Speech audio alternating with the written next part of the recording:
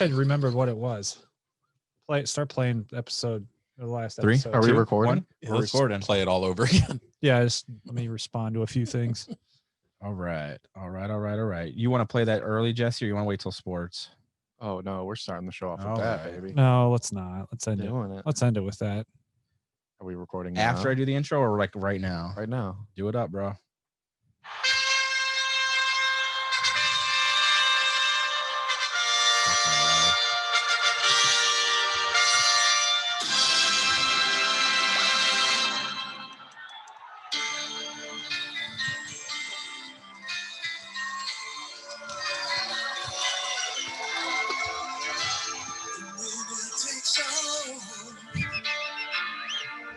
It's the thrill of one more kill, the last one to fall. You gotta do the 80s lip.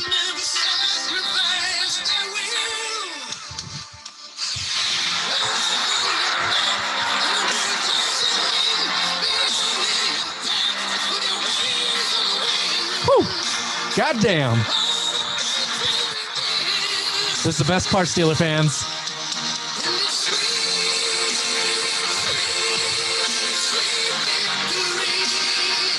I'm sure the next 7 months are gonna go smooth. It's like it's his first win.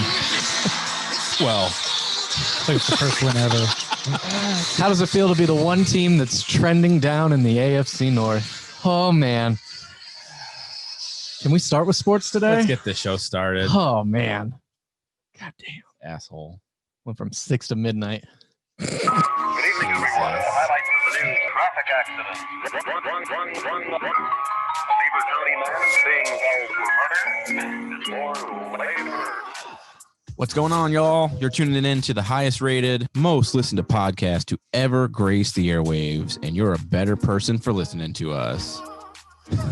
All right, maybe not, but you're really going to enjoy it anyways. This is Made to Motivate podcast, and we'll be talking social media hot topics, pop culture news, the greatest in movies and music, and all things sports. Make sure you're following us on social media at Made to Motivate podcast on Facebook, Instagram, and Twitter, and you can watch the show on our YouTube.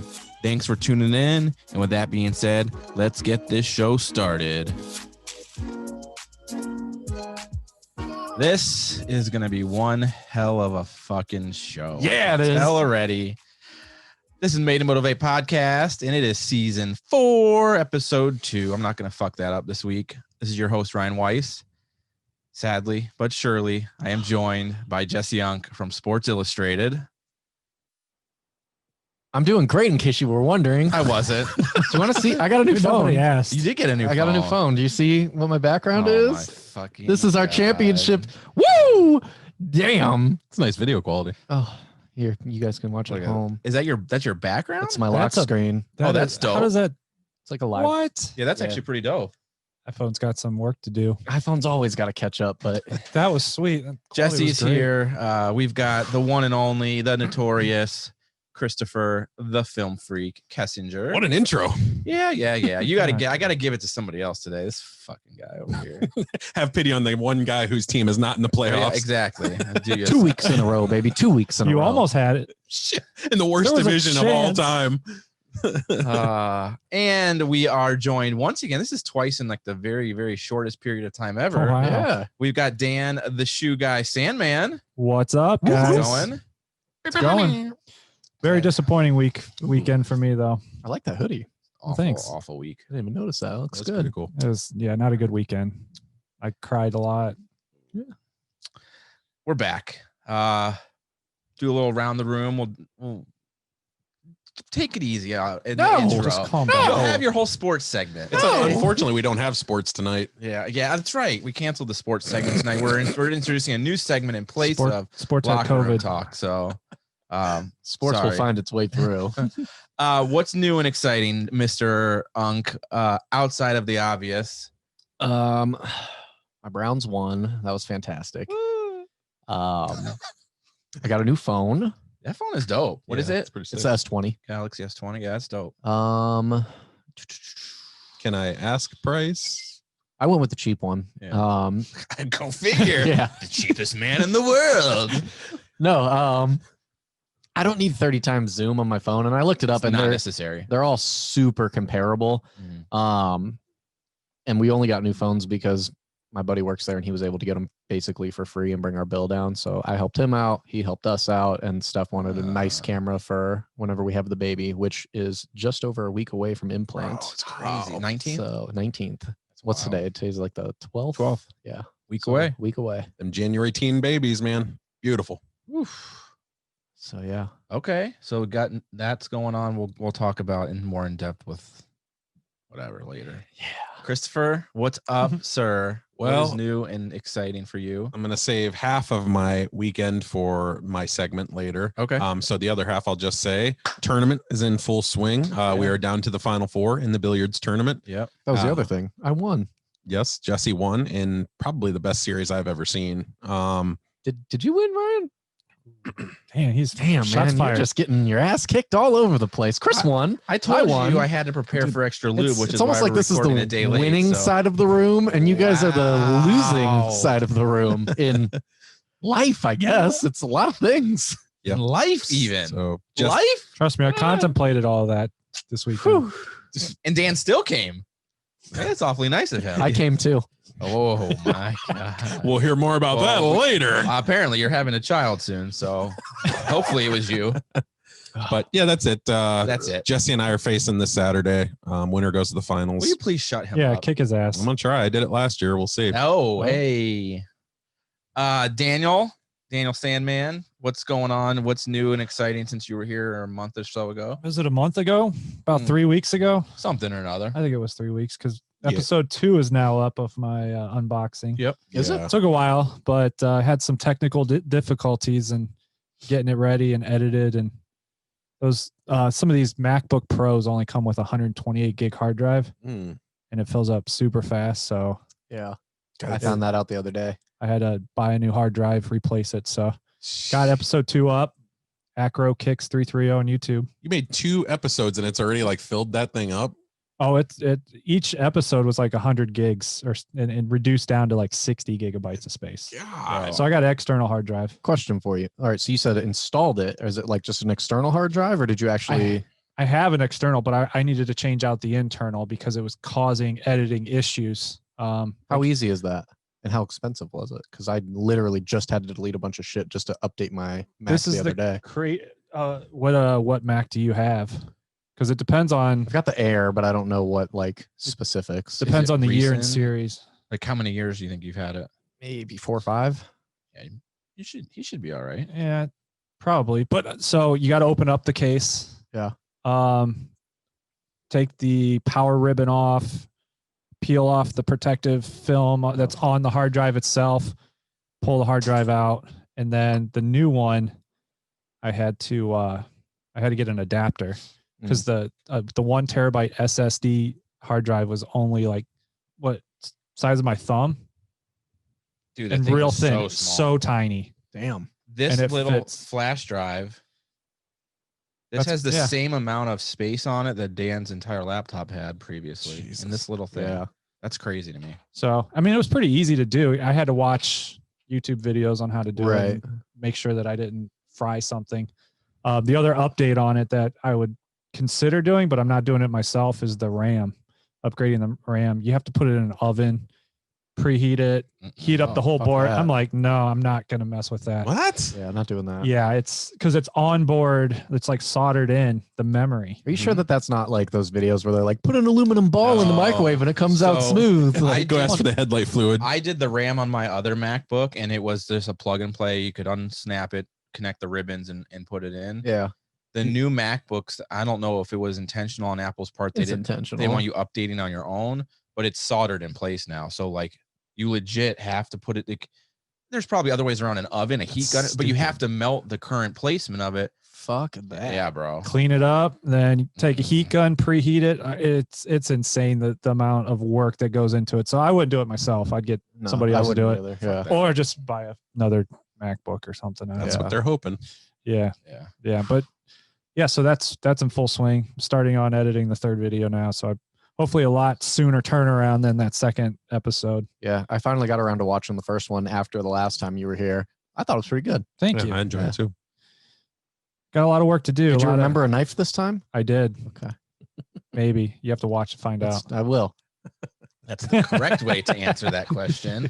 I don't know. Watch and find out. I did. I have it. I mean, you'll have to watch, but I yeah. did. Wait. we'll figure it out. So I hear you guys are going to be talking about this on the podcast. What happened? I don't know. You're going to have to watch and fucking find That's out. right. Damn And then they straight. never watch. Yeah, well, They ask you again the next week. See, I'm still Can't you learning. fucking tell me, man? I just tell them the same thing. But yeah, that's it. Not much of anything else going on. Cool. I probably didn't do anything. Wait, was this weekend we saw them? We Yep. saw Wonder Woman. Yep. So we can talk about it in the Hollywood Report, but finally saw Wonder Woman. I actually had started it at home because I was like, I'm probably not going to go to the movies at this point. I had been putting it off, and then I watched like the first 10 minutes. At home. At home. I got sidetracked like normal, and then Dan said they were going. I was like, well, sweet, because I really wanted to see it in the theater over watching it at home. So Yeah. I'm glad we went. I think it did it justice watching it in the theater way better than watching it at home. I think liked it. I haven't watched it at home yet. I do plan on watching it again. I want to give it another chance just to see if I like it more. But the theater I thought was the way to go. Yeah, You know, if you're gonna do it. absolutely. Any big blockbuster movie. I don't know how to fucking talk. Blockbuster. I am struggling today with the talking. Any big blockbuster film, That's why we went out of business. It's so hard to say.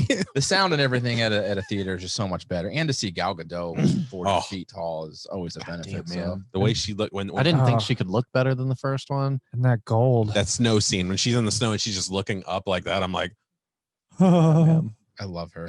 I love her. Yeah. So I saw that. Outside of that, nothing too new and exciting, unfortunately. I got knocked out of the pool tournament by fucking Brad Bills.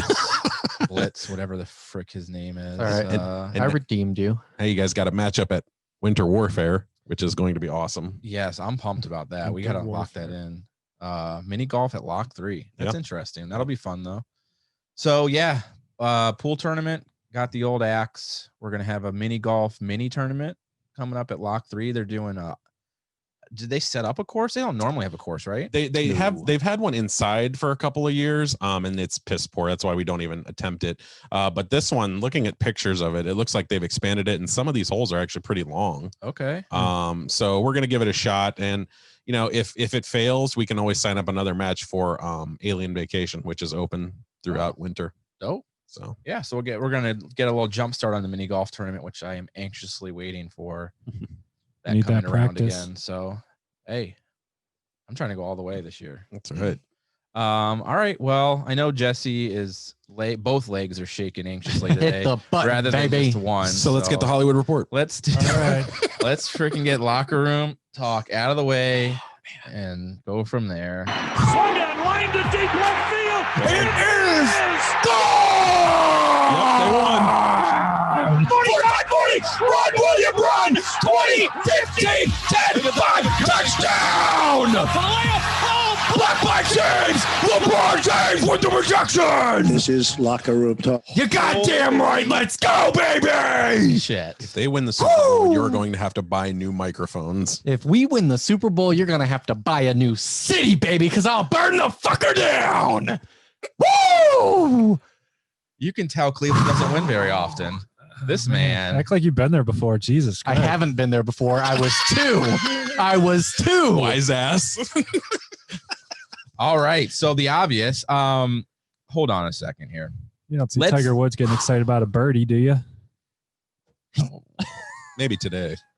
Should have worn my Tiger outfit. For Red those- shirt, black pants, game day. For those of you that are unaware why Jesse is having a brain aneurysm over there, the Cleveland Browns, for the first time in 18 years, have been to the playoffs and made it past the first round. That's right. Against And sadly, they beat the Pittsburgh Steelers. the who? We couldn't hear you. Um, Was that the Pittsburgh Steelers? Practice squad. The shit talking Pittsburghs? No, we beat the practice squad last week. Your practice squad should have played because we played better against your starters. Oh, Ryan, God. just minor correction on your statement. First time in 25 years they've won a playoff game. That's right, First time in baby. 18 they've gone to the playoffs. That's right. I stand corrected. So they've sucked for even longer than I initially said. Correct. Yeah, well, you guys were sucking our dicks on Sunday. Look, let me pull up our predictions really quick because we were all wrong. So me and Me and Chris had initially said 31-27 Steelers.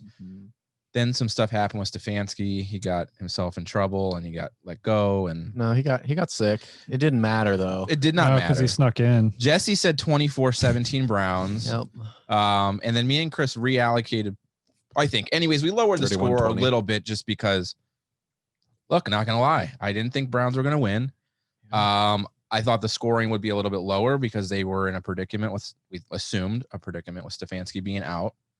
And look, before Jesse takes over, I'll be the first to admit it. We shit the bed. We got outplayed. There's no excuse. We lost.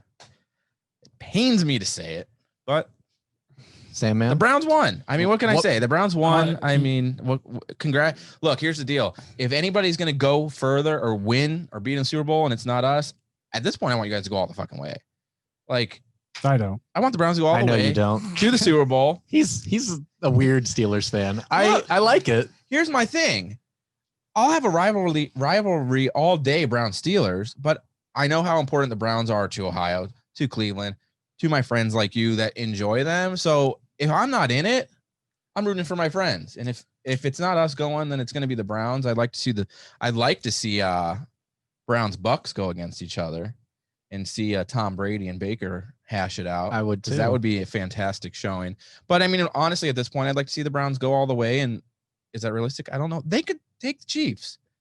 We'll talk about that more. We will. Dan We'll can give his insight. Dan, could you hand me another victory beer, please? No, you get it yourself. Highest rated program in primetime since the Super Bowl. Really? Yep. 25 million people watched the Browns versus Steelers.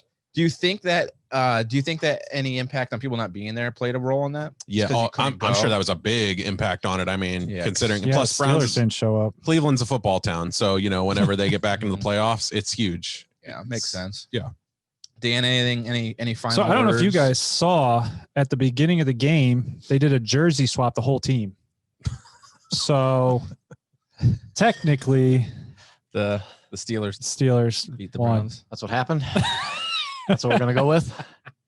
That's what we got. That's what we're running off No, with. Is that it was the Browns that beat the Steelers, or Steelers beat the The Browns. Steelers definitely shit the bed.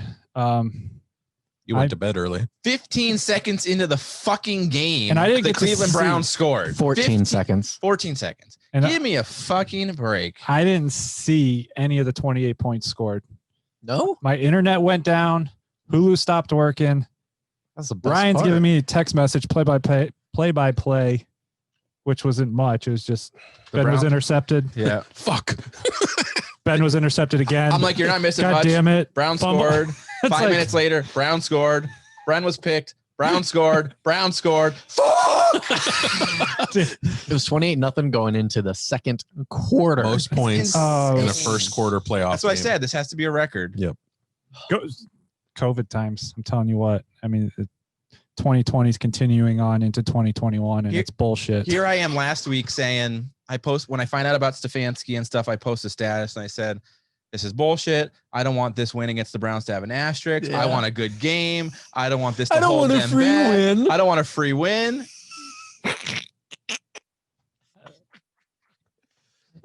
Get Now- the fuck out of here. Now, I did say I don't see the Steelers making it out of the first round of the playoffs, Yeah. regardless. And You did say that. any other team, I would have been fine with getting kicked out of the playoffs. This one stung a lot. And then I had to get up and go to work the next morning and listen to everybody in the office just ripping me apart. I had a fucking barber's appointment at LaBelle's on Monday night, and that was fun. Listening to Charles just fucking yap in my ear while he's cutting shaving my head rather, because they're big Browns fans. Of course. Fuck I me. would never ever go there if they weren't. But good game. You guys, the Browns came to play, and the Steelers starters were still resting. Man. So- All right. So let's get into this. Go ahead, Jesse. Lights, camera, action. Let me take you through this game. Okay. All right. All week, I was confident. All right. I felt confident. I had some nerves. I'm not going to lie. I was nervous. Of course I'm nervous. It's my first fucking playoff game since the time I'm like 11 years old. I was fucking nervous. Then all the stuff happens. All the shit hits the fan. Bro. I got no Kevin Stefanski. I got 4 other assistant coaches that aren't in there. My special teams coordinator is my head coach. Yeah. Who, by the way, should be the new head coach because he did a fantastic job. Olivier Vernon is out. Popped his Yeah. Achilles. That sucked. Joel Bitonio couldn't make it. And I'm sitting here crossing my fingers, praying to God that Terrence Mitchell and all these other guys that have illnesses are going to be able to play. Right. We go into this game, and I'm like, all right, I still believe in my guys. I believe in Baker. I believe in Chubb. I think we'll win it close. Might come down to the last possession. They kick the ball off. We hit them pretty hard on the thing. I said, all right, we look like we're fired up. That's good. And then on the next play, whoop, ball goes right over Baker's head. Not Baker's head. We would never. Goes right over Ben's head. We all run back, and I'm like, oh, fuck. I'm praying that it's a touchdown, not a safety, because I want those 7 points, and we get it. And I go wild. I am freaking the fuck out. Can't believe that it's happening. You go on to the next drive. MJ Stewart goes in, picks it, just whoop.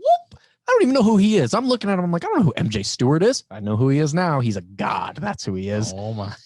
They go right down and they score. Kareem Hunt runs over the entire fucking team and gets a touchdown. And from there, we didn't look back. You made me a little nervous. The Browns fan in me in the third quarter, I was like, Yeah. are they going to blow it? I don't know. But they never got within 17, I Yeah. believe. Yes. That's what I was going to ask you. Was there ever a point knowing that in 2002 this was basically almost the same game? I mean, they weren't up as much, but they were 100% up. the same thought. Yeah. I was going, fuck, what are they doing? They need to score here, and they're not scoring, and they're not scoring. And they stall like on 3 straight drives. And I'm like, fuck, this is going to be like 2002. And I've been talking big shit since this. Of course you have. Since the second. Usually I don't. Usually I do not talk during a game, but we were so far ahead so early, I just couldn't help it. And I'm like, I made a Facebook to get past my Facebook jail just so I could get into my sports lounge group and be like, where the fuck were all you people saying you were going to tag me? Like, I'm like posting GIFs and memes and all types of shit. And then they start coming back and I'm like, Facebook got deleted. I'm like, fuck. Yeah. And then they throw that screen to Chubb and he takes it 42 yards. And I was like, game, That was doesn't it. matter. Yeah, that Nothing's was the happening clincher. now. So Juju was talking shit. That quote pissed me off. That's why I knew they were going to win after that. He said that Browns are the Browns. Browns is the Browns. Browns They're is the just the Browns. same gray faces. Nameless gray face. Nameless gray faces. Yeah. That came back to bite them. Every single player in the locker room was doing the little fucking TikTok Corvette, dance and shit. Chase Claypool came out the next day. He was salty. He was like, Chiefs are going to beat them. Fuck you. You know, pack your bags. You're a bum.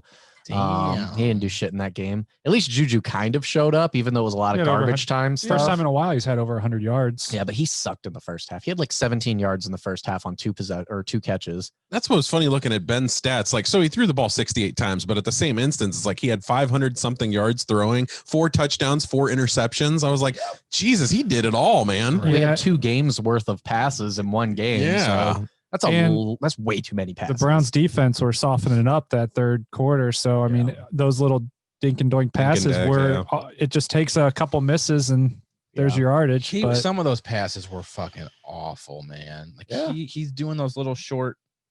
He only really had one Like- bad interception though. The one got Yeah. bad at the line and we caught it. That was insane. Right. The MJ Stewart one was insane. He had to come back and around to catch it. That was a great pass. And then the other one was tipped and it off, went into his hand. So only really one of those was like A throw. terrible on him. But yeah, I mean, they just came to play. So, and don't give me the convenient answer. Give me a real answer. Yeah. Whose win was this more? Was this more an offensive win or a defensive win for the Browns? I still think it's an offensive win because despite having 5 takeaways, they still allowed 37 points. If you don't get those 5 takeaways, you might not win that game. True. Baker was fantastic. The highest quarterback rating of any quarterback in the playoffs this week. He didn't get- Continues that did trend. he get sacked? Was it He one was sack? not sacked at all. Yeah. 73 straight wins with the Pittsburgh Steelers Yeah. recording at least 1 sack, and they did not get one. Yeah, Mind you, pressure was our awful. backup left guard went down. Some guy named Blake Yeah. is what Baker famously has said. Knows his name now. Yep. He met him for the first time Said he in the met him. locker room Yeah. before the game. That guy didn't let him get touched, came in and played great. He made 37 grand coming off the Jets practice squad to play that game. Had no idea he was going to touch the field and stepped up and did his job. Hopefully that guy gets What a fucking picked up payday. somewhere. Yeah. 14 snaps, 37 grand. Wow. But Sign me up. I'd do it. Yeah. yeah. TJ Watt didn't do anything. We didn't have Denzel Ward. That was another big one. Yeah. I thought for sure you guys were going to go after our corners and just, I don't know. I just think Ben's done. Do you think that, to Chris's point, it's obviously a Browns win regardless, but do you think this was more of a falter on the Steelers' poor playing and not holding themselves together, or did the Browns just really execute better all around? I think that question is misleading. Yeah. Because I don't think you guys fell apart. I truly just don't think that you were that good. Yeah. And I think that if you look at the last 6 weeks, and this isn't even shit talk, you look at the Yeah. last 6 weeks, you had one good game against the Colts where you really put it on to make Right. sure you got the division. People were hoping that they could channel that for the playoffs. It with wasn't rest. a full game though of good play. It No, was just that second half. True. Like, Yeah, we that's came back. Yeah. I think that Ben came off of an unprecedented injury that we had never seen in football. It's usually a baseball injury. We thought he'd be able to come back. He looked good at the beginning of the season. I wrote an article in week 11 on the top 10 quarterbacks that I plan to update every beginning, middle, and end of a season. And I had Ben ranked number 4 Yeah. because they were I didn't do it because of statistics and everything. That was part of it. He didn't have a bad year, but then he was undefeated. I mean, to come back undefeated after that injury, non-contact injury, popping your elbow and doing what he was doing, I gave him his due credit and I put him at number 4. He did it on purpose. He knew what he was doing by putting him number 4 in that The article. week after week 11, you guys started your losing streak. Every single game up until the Colts, you guys lost. I don't know if it was me. I hope that it was. It's just odd, peculiar timing. But no, I gave him his due, but I just don't think that he could hold up to what they required of him. For one, Yeah. you guys needed to be able to run the ball this year. You couldn't run the ball. Your run game is terrible. I mean, the fact that he could throw 68 times, that's insane. That's got to be top 5 most throws of all time. A lot. It's got to be. It's probably number 1 in the playoffs. Yeah. I don't know for sure, but it's up there for sure. You can't put that on Ben. The dude's 38 years old, I believe. 38. Is that right? Yeah. So He's 38 right years around old, he there. can't be throwing 68 times. I just think that he wasn't able to hold up. People figured out the short game that they were doing because they expected the deep passes all year and they couldn't do it. You guys have a decent wide receiver crew, but Yeah. he just can't get the ball out. So between all of that, the thing that surprised me the most was the defense. And that's where, second part of your question, Yeah. the Browns just showed up. Yeah. To be able to block that defensive front, TJ Watt, Cam Hayward, I don't know the other scrubs names, but you know, those guys to go in and do all of that and not even have Baker pressured Yeah. to rush for what we rushed for. I mean, Nick Chubb looked insane.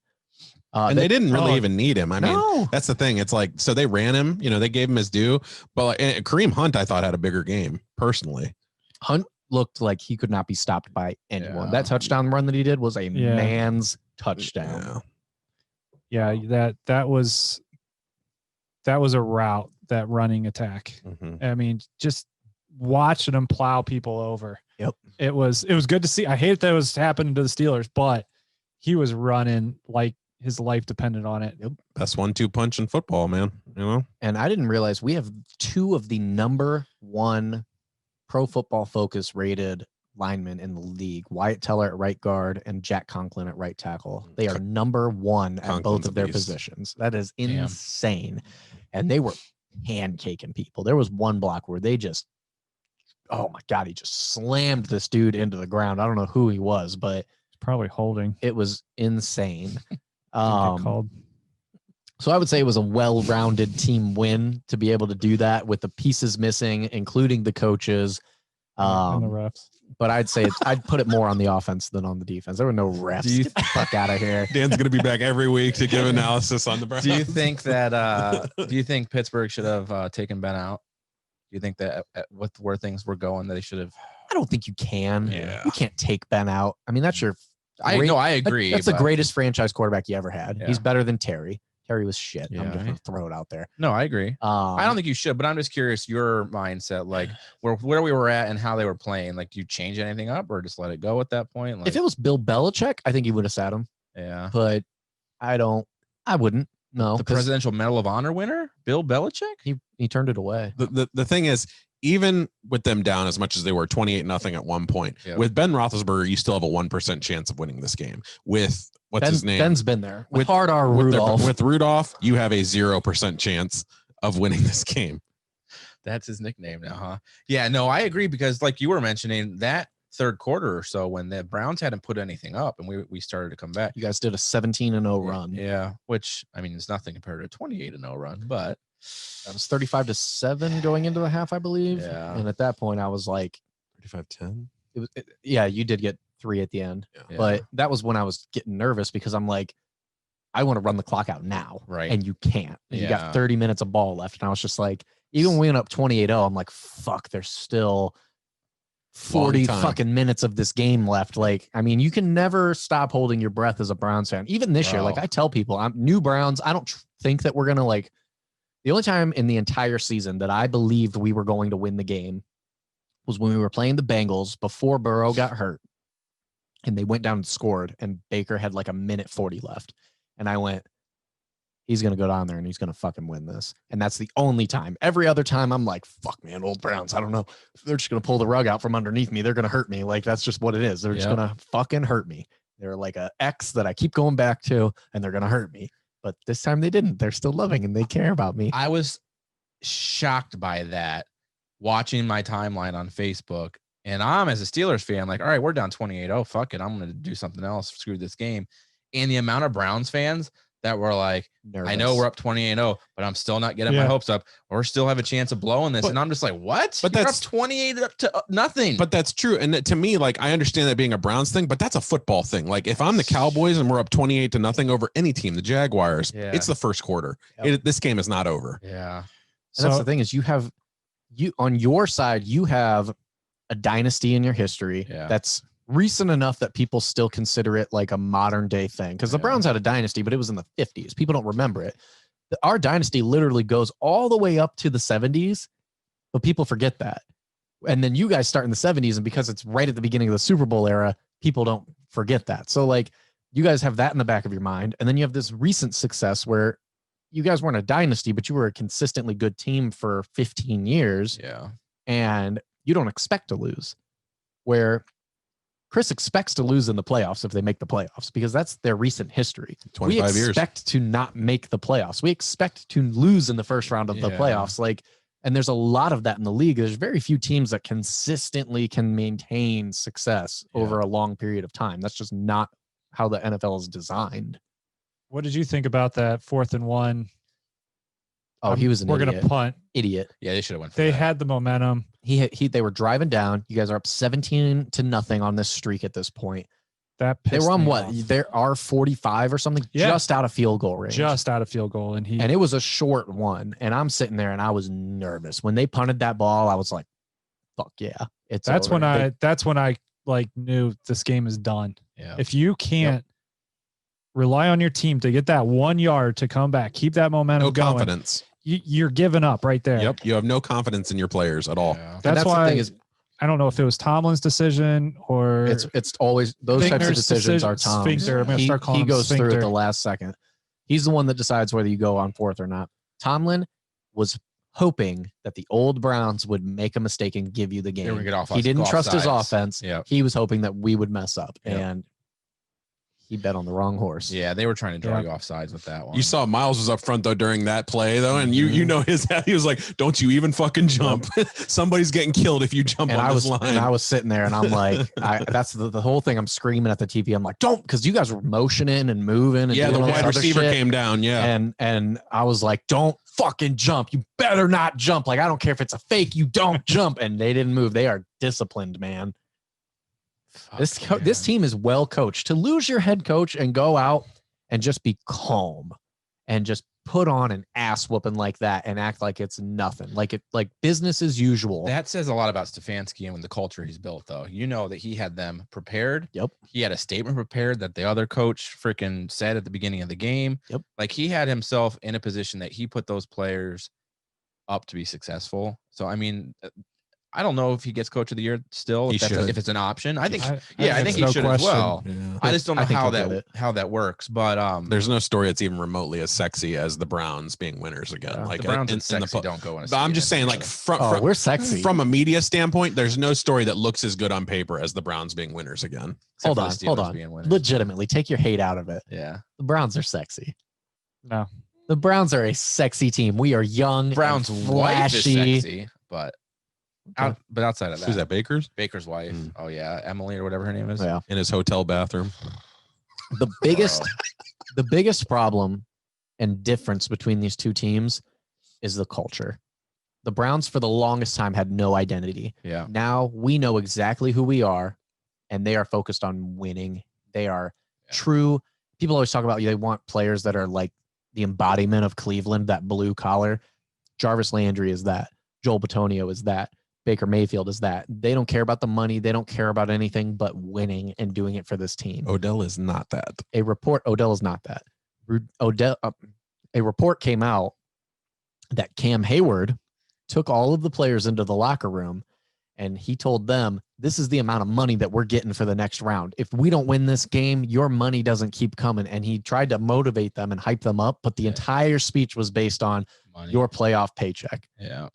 These guys don't care about that. They're making a shit Juju ton and of Chase money. Claypool, they're wanting to make their brand, do their TikToks and become Yep. popular and famous.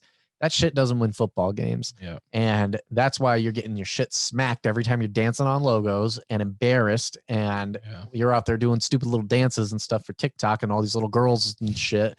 And that's just not going to win you any games. Whereas Jarvis Landry, they went in and asked him what he was doing. He does a little TikTok dance, looked into the camera and said, pussy, and then went away. And I thought that was badass. What I'm going to switch it up just a little bit. Did you watch that the Bears game on Nickelodeon? Or It was I watched incredible. I watched. I Nickelodeon tried was to dope. at the beginning, but having some knowledge, I didn't look past that it was for kids, like trying to that lower age level, I liked trying to it. explain stuff. So here's the thing. As a football fan, an avid football fan who knows the rules, who watches every Sunday and stuff like that, it wouldn't be for me.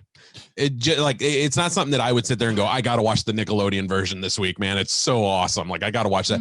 I don't want to hear everything explained 435 times. Yeah. I just want to watch Right. listen to analysis. I want to hear Tony Romo call a touchdown when it actually happens. Right. That's how I felt too. If you're a first timer, though, if you are a kid watching this game for the first time, it is the perfect program for you.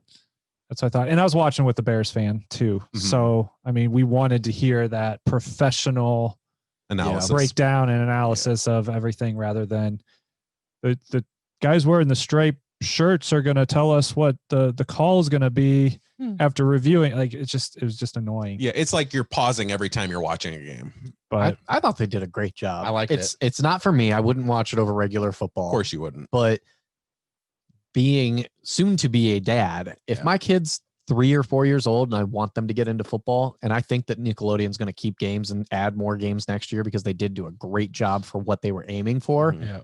I would watch it with them. I agree. That's my point. So you're talking from your kid's perspective. Right. Yeah. Absolutely. I agree. I might watch one or two. If it's a game at night, though, and it's like a game I don't care about, I'd watch the Nickelodeon one. Yeah. Right. It was fun. Like, I turned it on. I'm not going to watch the Browns game that way, but like, I thought that all their little analogies and explanations were cute and they made sense. It wasn't like, none of it was like garbage. It was entertaining. And it was in a way where I was like, okay, if I go into the mindset of a 7-year-old, I can understand that. Like, I get what they're doing there. So I thought it was good. I thought it was dope. I was just shocked that they used a playoff game to implement it, like to start. Yeah. Like, I would have thought maybe a couple games at the end of the season, but not a playoff game. But I guess, isn't it simulcast? So don't they have the option to watch the Fox or the CBS? Yeah. It was still available, but for that game, I did watch Nickelodeon though, because I wanted to see what everybody was talking about and all Yeah. this. Everybody was, dude, my Facebook was going off that day about that Nickelodeon thing. Everybody's like, "Oh my god, it's the greatest thing ever!" it was different. And I think again, as a child, like for children, it would be very well set up to get them introduced to football and the rules and everything. And I thought it was fun. They were trying to build a new audience, or they were trying to expand their audience. Yeah, I get it. Yeah, to all of your guys' points, it's not going to be your go-to for the big Monday Night Football matchup that you've been anticipating all week. But I had it on for the games leading up to the Browns Steelers game, and it was entertaining, and it was something just different. I like that as whether it was the NFL that initiated or Nickelodeon that initiated, they're building an audience, they're expanding the brand. Nickelodeon is like a fun atmosphere and stuff. So I thought it was cool. Yeah. I think that really opens up a lot of possibilities for them because one, ratings have dropped. Yeah. And I don't know if that's just because of COVID, if it really is all the Trumpers that said they weren't going to watch anymore, or if it's just people don't care about sports as much as they used to. But if you can get kids interested, I mean, I'm down for that. If you want to put the Super Bowl on Nickelodeon and on CBS or Fox or whatever they put it on, I'm all for that because you're going to get those kids out there and that's going to be ad revenue for a million other things that would never make the Super Bowl. Yeah. Which is also a point for movie marketing. Why do you think they market kids movies more than any other movie going? It's because they outnumber us. It's because when you take a kid to a kids movie, it can't just be a kid going. Parents has to take them too. 100%. So now you have at least 3 tickets, you know, going. And that goes for everything else. I mean, if they start marketing, you got your toys, imagine the marketing of a Super Bowl commercials and everything else. But now it's for Legos or it's for, you know, the new SpongeBob movie, or it's for the new just Nickelodeon network that they're putting out. Yeah. You are going to get so many kids because they're going to want to watch it on the Super Bowl. They'll have their little TV in the room, and then it's going to be, Mom, I need to have this. Mom, I need to. And I mean, obviously it works because kids have been forcing their parents to buy shit for forever. Yeah. I thought it was awesome. I'm excited for it. I don't know how much I'll watch it personally, but you know, a couple years down the line, if it stays successful, I'll put it on for my kid. Yeah. Need to buy some Nickelodeon stock. Yeah. Oh, it's probably I gonna go know, up, man. Probably will. Man, I used to watch Nickelodeon all the time when I was a kid. It's fantastic, dude. Well, nobody ever hears about Nickelodeon anymore either. Like, you know, nobody really watches Cartoon Network and Nickelodeon anymore. Like, you just don't really hear about cartoons. Like, kids are just on YouTube watching their own shit now. So this is a huge move for them trying to come back. Childhood's like just the childhood in general nowadays is so much into the, like you said, they're on their iPads, they're playing, like no one's outside. You know, you watch cartoons and then go outside and play with your friends, and no one, kids now don't do that. Like, what an awful time to be a kid. They seem so boring and just terrible. Yeah. They had this awesome show when I was a kid. It was called Video Quest. So it would air on Saturday mornings. It was like 7:30 in the morning.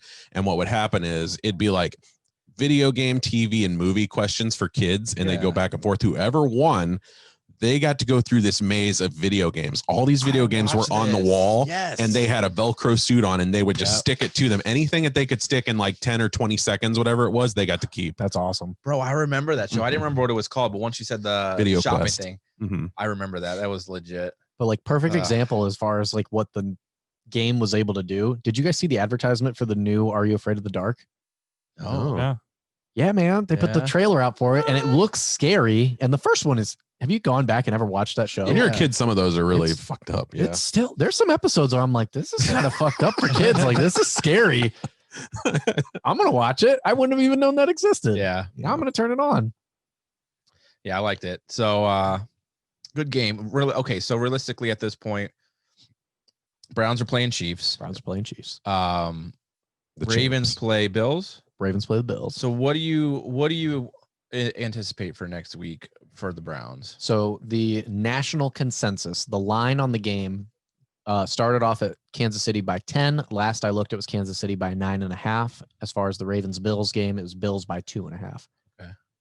I feel more confident about this game than I did against the Steelers. Wow. And this is why. People are hung up on the notion that the Chiefs are the unbeatable force that they were last year when Mahomes was just playing out of his mind. They won the Super Bowl. They weren't going to be touched by anybody. Nobody could stop that attack, whatever. In the last 8 games, all right,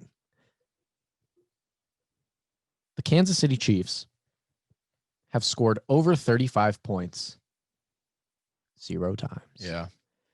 They have an average margin of victory of 3.8 points. And they played teams like the Broncos, Raiders, Dolphins.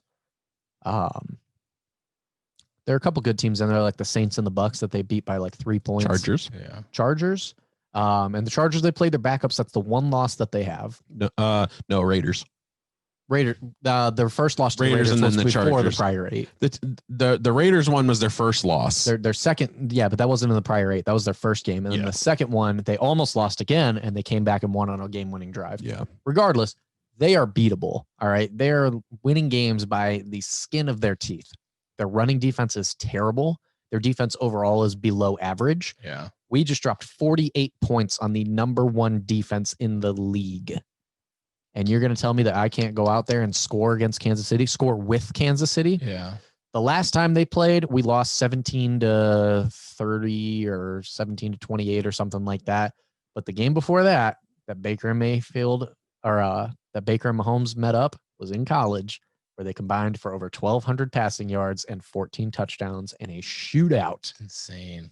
And they just went back and forth. I think it's going to be a similar game to that. I think it's going to be, I don't think our defense can force 5 turnovers by any means. Didn't Ward or Hunt or somebody used to play for them, and this is like his first game back? Kareem Hunt. Kareem Hunt, right? I think he's going to be insane. He's going to run all over that place, man. And the good thing is Chubb will be insane regardless, but Chubb will be able to, or Hunt will be able to step it up and meet that level. Yeah. Their offensive line is not as good as it used to be. Mahomes gets chased down. He does not have the time in the pocket that Baker has. Baker has the most time in the pocket in the NFL in the last 8 weeks. He has 1 interception in the last 9 weeks. I'm curious because to that point about Baker in the pocket, I'm curious what changed, because I remember having conversations earlier in this season about how Baker was struggling in the pocket. He was rushing. He was running all over the place. He didn't know what to do with the ball. And now the dude's killing it. Yep. He's holding his composure. He's quickly getting that ball out of there. Like, I mean, I'm sure it's coaching and stuff, but he really came around and has been really successful. And that was what was killing them early on. I think that there's a couple of reasons for that. One, Jedrick Wills was a rookie left tackle, and he's now come around to learn the game as the year goes on. Same thing with our new players. Wyatt Teller has been outstanding. He was not great begin, years prior. He kind of came along this year. Jack Conklin was new to the team. So you have a offensive line who has a great coach that hasn't had a chance to come together and practice together. They had to learn on the fly throughout the season. So I think that they grew together as the season went on. Yeah. I think Odell going down was a big part of it. He didn't feel that he had to force the ball anymore. He was able to spread the ball amongst whoever he wanted. He's hitting like 5, 6, 7, 8 guys in a game at times now. He's quick releasing, man. He's getting that ball to targets and he's doing it quick. Yes. And I think that I think the line coming together is the biggest part of it. But I do think that makes sense. Baker is just better when he's free to look, make his own decision, and find his guys, because he is going to sling the rock. And people always compared him to Brett Favre and everything, and how he's that gunslinger mentality. He's not playing like Brett Favre, because Favre turned the ball over. Favre would go for 400 yards and 4 touchdowns, but he's going to throw 2 timely picks as well in that game. Baker is one of the most efficient players in the NFL right now. He is top 5 in quarterback rating since week 8. And he had the number 1 quarterback rating in the playoffs last week. Yeah. He is a top 10 quarterback right now. Not that those quarterback ratings mean anything, because I mean, I know previously Jesse I just gave 2 shits about them. I just can't believe how little pressure was put on him. I mean, that's, like you said, number 1 defense. They couldn't touch him. Yep. They couldn't fluster him. Mm-hmm. That just drove me nuts. He played awful. I don't think he was pressured fell like apart twice, if that. Yeah. I don't know. It's disappointing all around. Bullshit game. Browns are gonna season. go on and have a meaningful, next several seasons for sure. Steelers at this point, I mean, I've been saying for the last couple of years, I feel like we're in a position that we need to be in a rebuild, and it just hasn't happened. We haven't put together the pieces we need. So next year, Browns are gonna go on and be successful. I don't know what it means for us. I mean, Pouncey's out. Ben's on. It's going to be teetering on being out here soon. I think Ben's coming back 1 more year. Yeah. You're not walking away from $41 million. No. He'll be back for sure. But it's like, after that, what do we do? I mean, we really need to work our off season, and we got to pick some people up. And like you mentioned earlier with the cap space stuff, like, we're going to be in a bad place. We're not Dan and I, for the next several years, you have 20 is going to be impending free Jesse agents for the last 20 years. Like, it's going to be awful and it's going to suck. Not looking forward. Ben to it. and Pouncey have an agreement. This has been talked about that when Pouncey goes, Ben's going. When Ben goes, Pouncey goes. So they are going to do a lot of talking, trying to figure out what their next move is. I don't see Ben with the Steelers. $41 million is a lot of money. You think they'll cut him? I don't think. Yeah, they're going to trade. They're going to do something. I don't think they want to pay that money. Can you do that though to your I know star that's who's brought the you hardest. to 3 Super Bowls winning years. too? Yeah. There comes a Right. time though where every team has to address that, you know, where they all go, you know, for us, it was Romo because for so long it was obviously he doesn't have the success that Roethlisberger does. But as far as statistics go, Romo is the most successful Cowboys quarterback of all time. People don't believe that. Yeah. But like, I believe that. We had to let him go. I love Romo. He- Romo never got his due. No, he didn't. You got, I mean, $41 million, $41.5 million is a lot of money. Yeah. The difference between Romo and Ben, though, is that you had Dak in the wings. Yes. You guys have nobody. Yeah. That's the only reason I think he'll still be around, because at least for another year, because Rudolph isn't it. Yeah. Rudolph isn't going to carry us. We can't put him out there a full season. I mean, we can. We just will going to chalk it up to a 0-16 season. You Or wouldn't be two- you wouldn't be 2-16. 0-16. You'd be An awful season. you'd win 6 games, I think, which is even worse because then you're not getting the great high pick for the quarterback Right. that you need. Right. And is it worth it? Is it worth it if Ben can't perform in the playoffs one last time? You know, Right.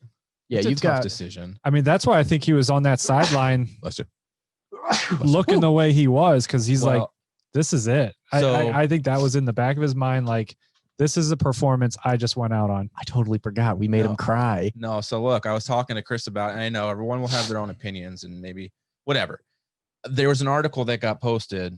I'm sure you guys have seen the video, but he was still mic'd up after the game and on the sidelines. And there's a team or an online group, whatever, that was still videoing and whatever. But he was crying, and shortly after they cut away on the game on TV, Pouncey comes over and they're sitting there talking, and he you'll hear him, he's apologizing to him, and he says, you know, I'm really sorry, man, I wanted to win this for you. And that's why he was upset, and Pouncey's crying. And he said basically it was, he knew Pouncey was going to retire and he wanted to win this for him, and he felt like he dropped the ball and he let him down, and that's why he was genuinely upset. I'm sure he was upset that he lost. I'm not taking that away. Yeah. But a lot of it was apparently, like Dan said, that relationship that the two of them have kindled, and he knew that their time is coming to an end, and he wanted, you don't want to go all that way and then drop it knowing that's how you're going to end your career.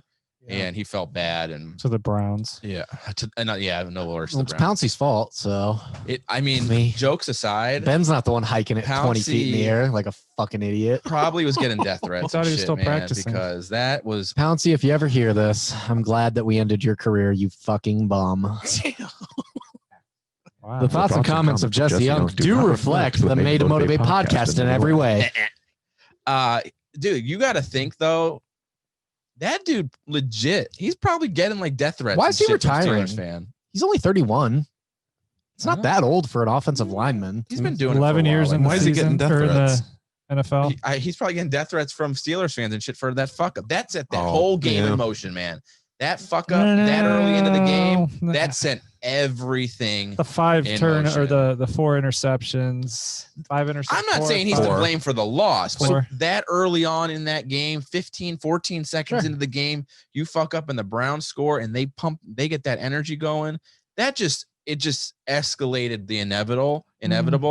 But I definitely think that if that doesn't happen, that first quarter goes completely different way. So realistically, from 2 fans and an unbiased third party, what do you think your next 5 years look like? Because the offseason right now is looking like your team is going to be completely revamped. You have 20 free agents, of which if all of them walked away, you would still be $31 million over the cap, which means you're going to have to cut people. If Ben does say, I put in 17 years, I want my $41 million before I ride off into the sunset and comes back. Yeah. You're going to cut even more people. You probably will not have Bud Dupree. You probably will not have Joe Hayden. You will not have James Conner. You will not have Juju Smith-Schuster. You will not have Mike Pouncey. I mean, these are all key names in the Steelers franchise. If it goes the way that people are saying it may go, and the rebuild has to happen, what do the next 5 years look like to you? I'm okay with Pouncey and Connor both going. I mean, Pouncey's done his time. He's ready to retire. Connor has been underwhelming. Like, I felt really confident in Connor. I thought he was going to be an excellent player for us, and he's been underwhelming in my opinion. So like if those two got to go, I'm on board with that. I would hate to see Juju or Claypool go. I know Claypool is still young and stuff, but he showed up a good amount this season, and I would hate to lose him. I'd like to see Ben come back for another season selfishly, just because I like him, and I'd like to see him have at least one more season.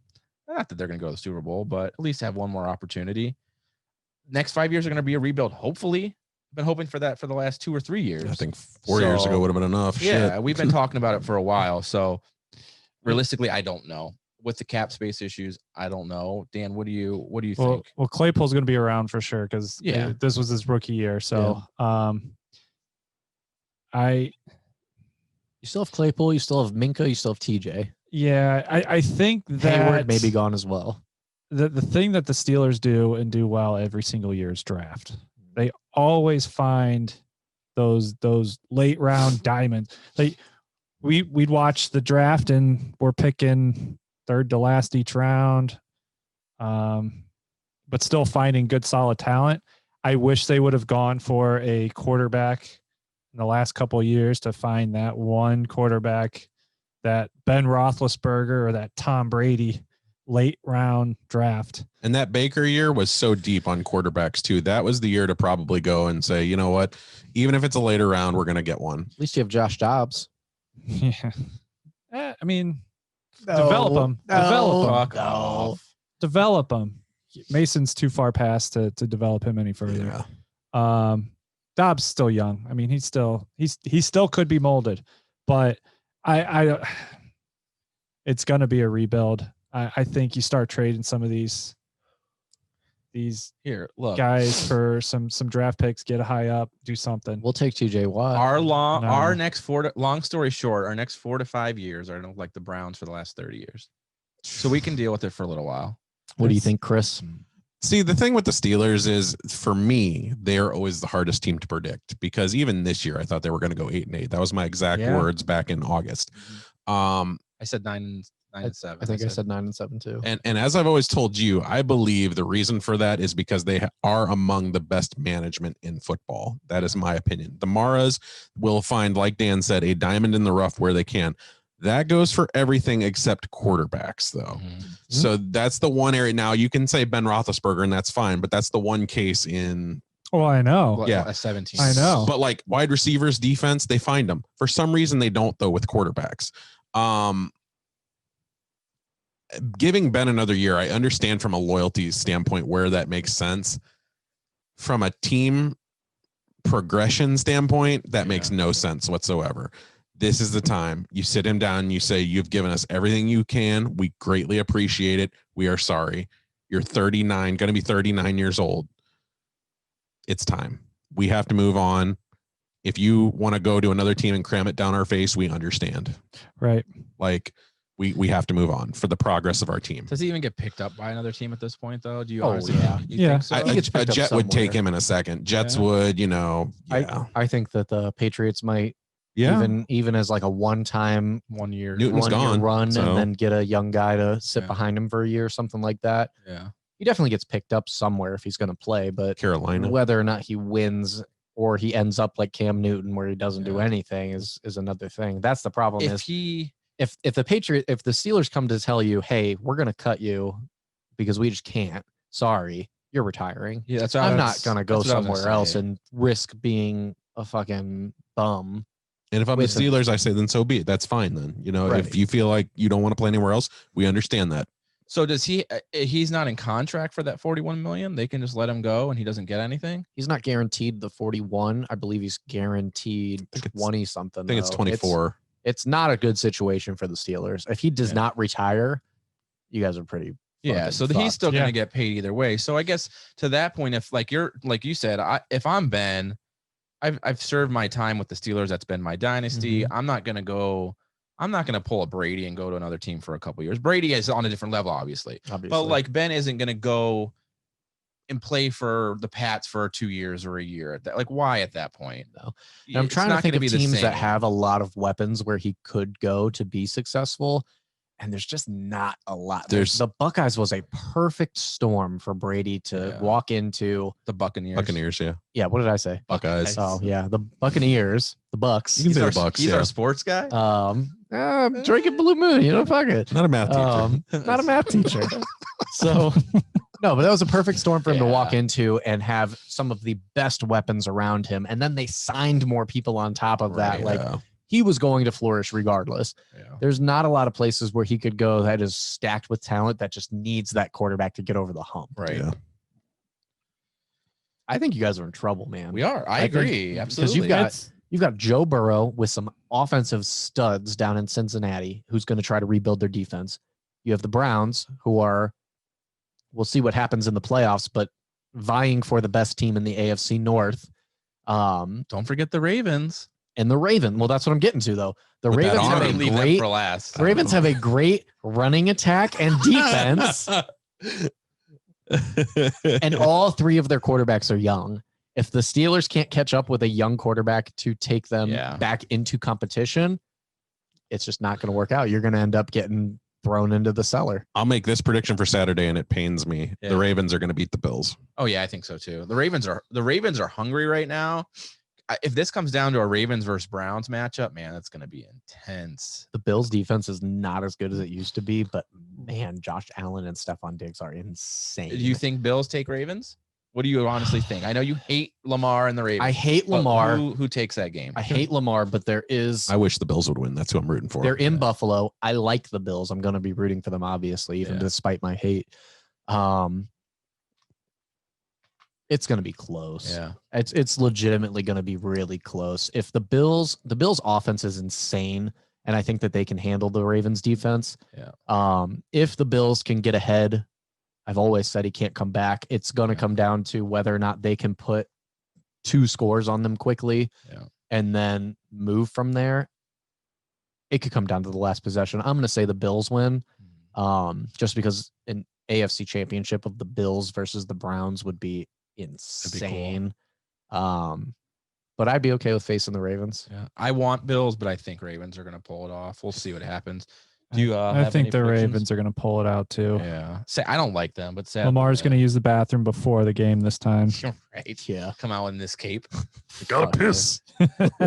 I don't like the Ravens at all. I feel like they're hungry. They came back re-energized after being out. Obviously, they had that time off. They came back now and like they're playing good. I see them taking the Bills out. If the Browns can get past the Chiefs, man, goddamn. And the Ravens are that team that they're kind of like the Giants when they did all those years when they went to the Super Bowl and they snuck in through the back door. Yeah. Nobody took them seriously. And, eventually it catches up to you. And then the Ravens are in the AFC championship game, and it's like, well, shit, how the hell did we even get here? Right. Yeah. Ravens scare me more than any other team in the NFL. The Bills are close though. Yeah. If you can somehow beat the Chiefs, if they beat the Chiefs, you're talking Super Bowl at that point. Right. And then you got one win to get there. Yeah. I think anybody who comes out of the AFC is winning the Super Bowl.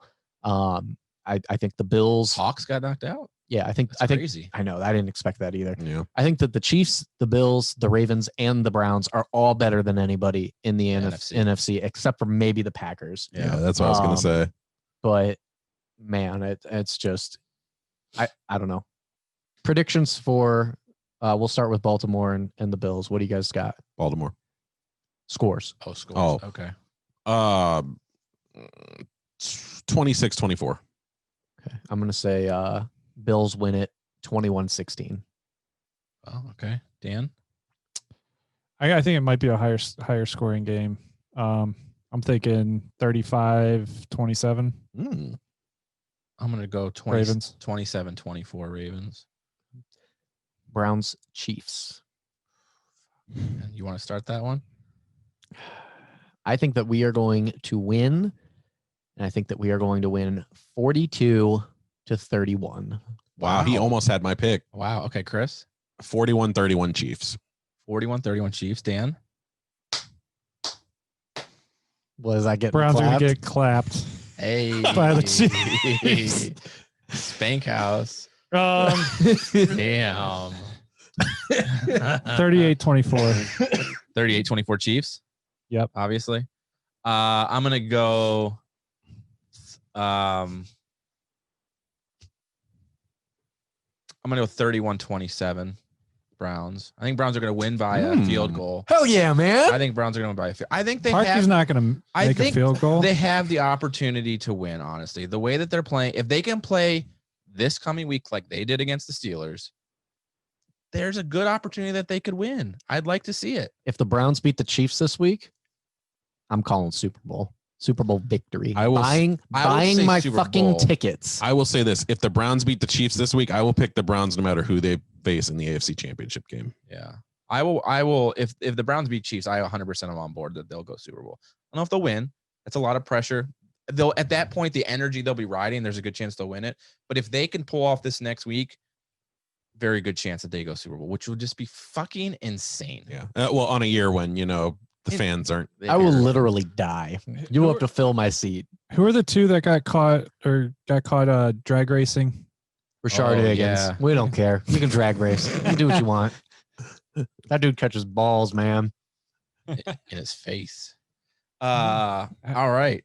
Anything else NFL wise? I don't even care about the fucking book. You want to talk about the Bama Buckeyes or- fucking suck. Yeah. All right. Bama's a dynasty. Oh, we deserve it more than anybody else. We played 7 games. I didn't say that. No, I'm not. I didn't say you said it. I said everybody that's on my page and said Notre Dame did not deserve it. Oh, we deserve more. Yeah, you got your ass whipped by more than Notre Dame did. I will say this. I do think that Texas A&M deserved to be in because I do think that they might be able to challenge Alabama better than this. But nobody was beating Bama. Look at their schedule, dude. Look neck to neck. Devontae Smith is insane. That dude, he is my number one target in Dynasty. I hope nobody in my Dynasty league listens to this because I want that fucking guy. I couldn't believe that the Heisman Trophy winner, the one guy you got to be worried He's about, like 215 yards and 3 touchdowns. you at the half. failed Yeah, to do. cover Sean him. Wade, you requested to cover him. Yep. And you Got your sucked. ass kicked. Well, they just had a terrible game plan. How do you go man to man against this dude and let him run drag routes and pick plays? You're not going to keep up with him. You're not keeping. That dude's the best route runner in college. How do you let him get that wide open every single time? You've got a spy. You should have a spy or somebody with eyes on him going the direction he's going. 100%. I love it. I don't mind Browns fans. I fucking hate Buckeye fans. Terrible defensive plan. And then they go into the halftime. No adjustments. Yeah. Or coming out of halftime, no adjustments. They're usually a good halftime adjusting team. They didn't do shit. Nope. Justin Fields lost his chance of being the second quarterback taken too. He might go 4th now. Yeah, it was not. I fell asleep in like the mid to late third quarter, woke up with like 5 minutes left. I'm like, yep, just going to go upstairs, whatever. So did Ohio State. Yep. Yeah. It was, I mean, at the beginning, it was a good first half of the game or first quarter and a half. Yeah, when they were going back and forth. When it was back and forth, and then they settled for that field goal, that one drive, and then you can't do that against Alabama because they're going to drive it down your throats. Touchdown for field goal, that's not going to win you games. So, I mean, I expected more out of that offense and definitely more out of the defense. You just couldn't keep up with that Alabama offense attack. Saban now has the most championships in college football history. Last thing for sports that I wanted to ask you guys. Saban or Bill Belichick? Who is the better GOAT At their sport. at their sport? Whew. Wow. Dude, come on. Belichick is like the king, man. That's a hard, but Saban. I don't know. That's No questions asked. Yeah. Saban? Saban. This Between those two. Yeah, I might say Saban too. I'm Mr. Belichick. Like I am his biggest fan. Saban, dude. And I'll tell you why. So like over a long span, Saban consistently moves players in and out. Like players go to the NFL, players don't play again, whatever it is. It's college. Yeah. You always morph in new players every year. Belichick has a consistency. Like there's always that, he had Brady or he had, Gronk or that talent was there. For Saban, it's new talent every year. And he still is the best team in the league every year. Saban's the greatest. And I think I'll do one better. Like I think Saban might be the greatest coach ever, any sport, period. Wow. Yes. Jesse almost like just his head almost exploded. Yes. You got Jim Brown and Vince Lombardi, man. You got fucking Bill Walsh. Paul Brown. And, what did I say? You said Jim Brown. Yeah, I'm drinking. I'm not a math teacher. Now, if we were talking greatest running backs ever, yes, you would have me. But I don't know. I was going into that question thinking Saban, but then you started giving your argument, and I started thinking, I'm like, he doesn't have to draft anybody though. Saban has to draft his players to make them great. And he's still got 6 rings. Like, you're talking Belichick has to draft his players. see, man, I'm not a math teacher. But You yeah, want another- Saban you has want to another- recruit though. But Saban can recruit, but when you've won so much, you can recruit anybody you want. Nobody's turning down Alabama for any other program unless they have like ties to it. But the thing with drafting is it's inherent. So like your pick, you're there. If you're 15th, you're picking 15th and no team is arguing with you. When you're Sure. recruiting, you are competing with every school, Ohio State for everything. That's true. But if you look at that draft class that he had, the 2017 draft class that had like Jerry Jeudy, Najee Harris, Tua Tagovailoa, whatever their quarterback's name is that they have now, freaking Devontae Smith, like those guys are all top tier CeeDee Lamb. NFL talents Mhm. that came from that draft class. Saban could never draft something like that. And yet he still went out with guys like Wes Welker, who was a bum and is now a legend because of him. Julian Edelman, who was a bum. He was a quarterback for Kent State, who is now a legend. Yes, he got Rob Gronkowski and he got Tom Brady. He drafted Tom Brady, who was a bum. And Tom Brady, I believe, made Bill Belichick. Don't get me wrong.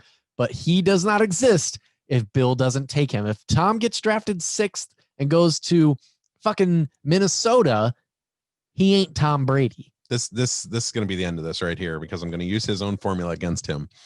So constantly, every time I tell you that we can't, when it's Belichick versus Brady, we can't take away from Belichick because he has a lot less than what Brady has right now. Mm-hmm. You always say that is not an excuse for what that is. It's you not. say if Belichick was really good, he would still produce winners as it is right now. I agree with that. I don't disagree with that. But I'm just saying if Belichick could also guarantee he was getting the best talent in the NFL every year, you'd see 11 rings, not 6. But the thing is, can't you say though that all that talent that you talked about, wasn't he made good because of Brady and not Belichick? Oh, for sure. But I'm just saying, like, So Saban is the greatest of all time. I don't know, man. There it is. I don't know, man. I agree. I'm agreeing with you, Chris. I agree. It's close. I think it's close. I just the highlight of this year that I as much as I hate Brady, I'd like to see him win another one in Tampa Bay. It's in Tampa. Oh, yeah, that's the yeah. thing. It's in Tampa Bay, the Super Bowl. I hate him because he's good. I wouldn't mean, be shocked that's if he won. He's the GOAT. Yeah. Is He that comes allowed? in, he- Is that allowed to happen? Can you have the Super Bowl at home? Yes, field because advantage? it's already predetermined. It's already. Yeah. It would be the first time ever if they went and won. oh man, First time ever that they played in their home. Yeah. Yeah, I was saying that doesn't ever happen. I didn't realize they predetermined it that early. Because most of the on. time they played in Miami and Dolphins fucking suck. So 4 years ago, Minnesota had the chance when they blew that Mhm. last NFC Championship game. They could have Okay. hosted, and Philly went instead. Yep. So I mean, that's The Colts had a chance one time too, and they weren't able to do it with Peyton. Belichick couldn't get there this year. Nope. Wow. Saban's there every year. Every year. Yeah. That is true. Ching, ching. It's so we all are in agreement. Yeah, you guys beat me. Whatever. They're both great. I think Belichick is the greatest NFL coach in the Super Bowl era. I wouldn't go so far as to say that Saban is the greatest coach of all time, but he might be able to beat Belichick. But there are some insane coaches in history that I just can't. Can't do it. Sorry. All right. We satisfied sports? Do you feel content, Jesse? Do I you feel good. Feel good about it? Well, hold on. Do you guys feel like shit?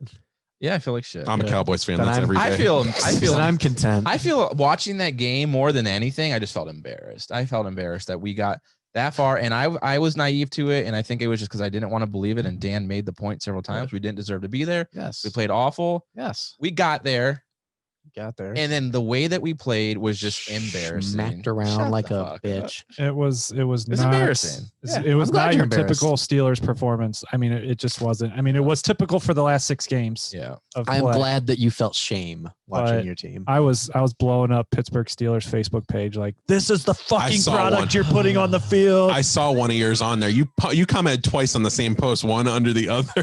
Dude, I was so pissed. I mean, this is an embarrassment to Steeler Nation. Fuck you. I do the same thing every time.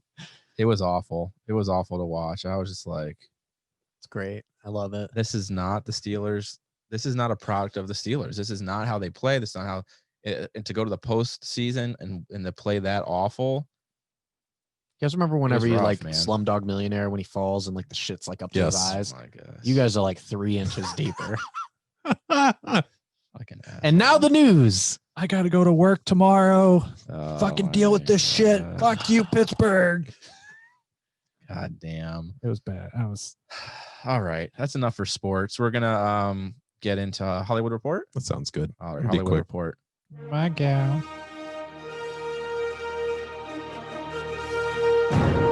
My God! Okay, it's happening.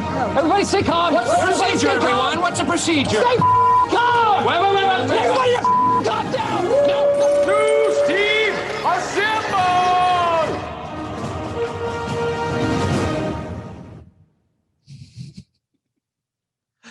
Christopher, how's it going? All right, what we gonna talk about right now is that Gal Gadot. You know, she got some of them French fried potatoes.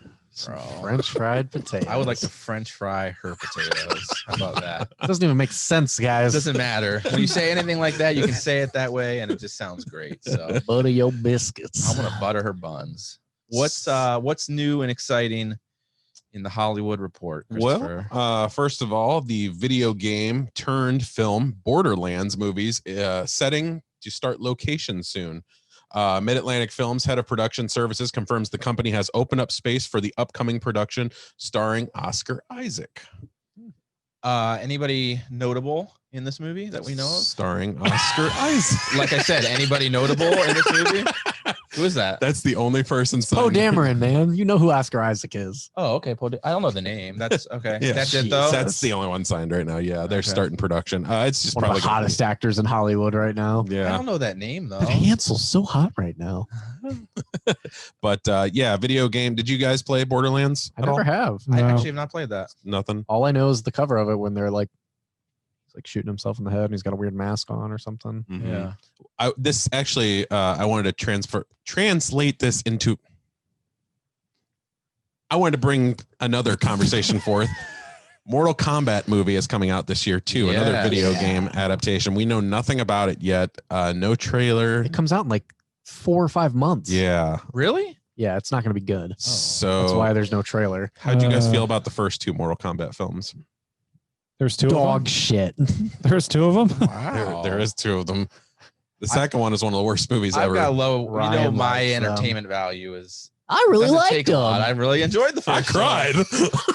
I mean, when Goro fell off that building in slow motion, I did cry. I felt bad for that big guy. Jesus. Oh, I God. don't honestly. I don't remember the second one, but I do enjoy. I do remember, dude. Sonya Blade. Yo, Bridget Wilson, dude, from Billy Madison. Yeah, I liked her. Oh, man. Katana, Melina. oh, my yeah. God. Yep.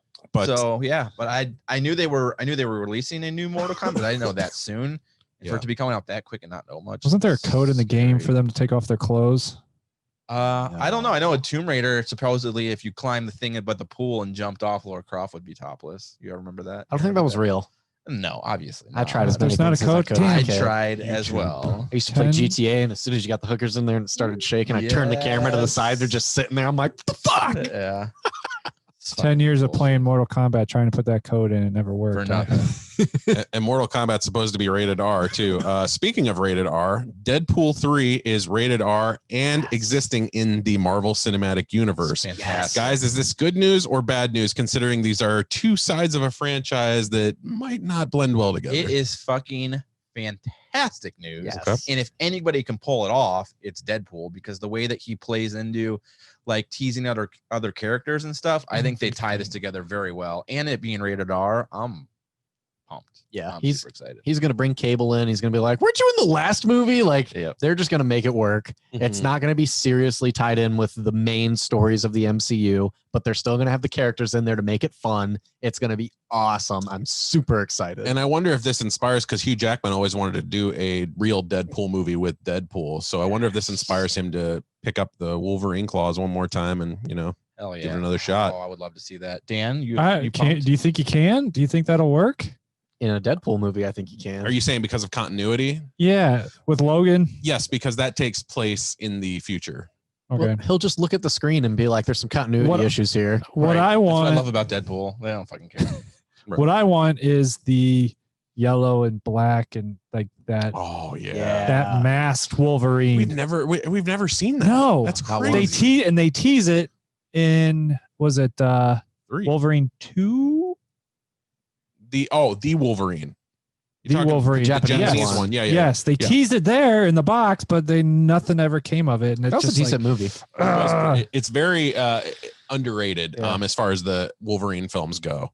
So yeah, a couple more things here. Stranger Things season 4, August 21st. The date has leaked. Are we finally going to get to see Hopper? Did you see the fucking cover photo? Yeah.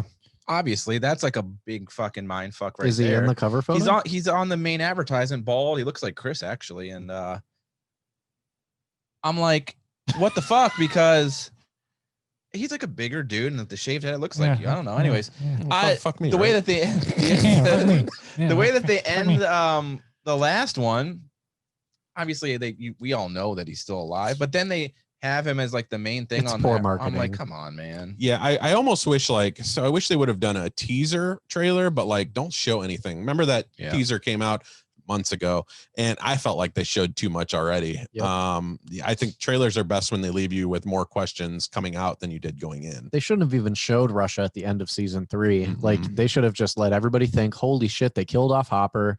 You know, people be contemplating, talking about, oh man, they killed off this person. Like, you know, they're willing to take that step. Was it a good idea? Was it a bad idea? You drove all this conversation.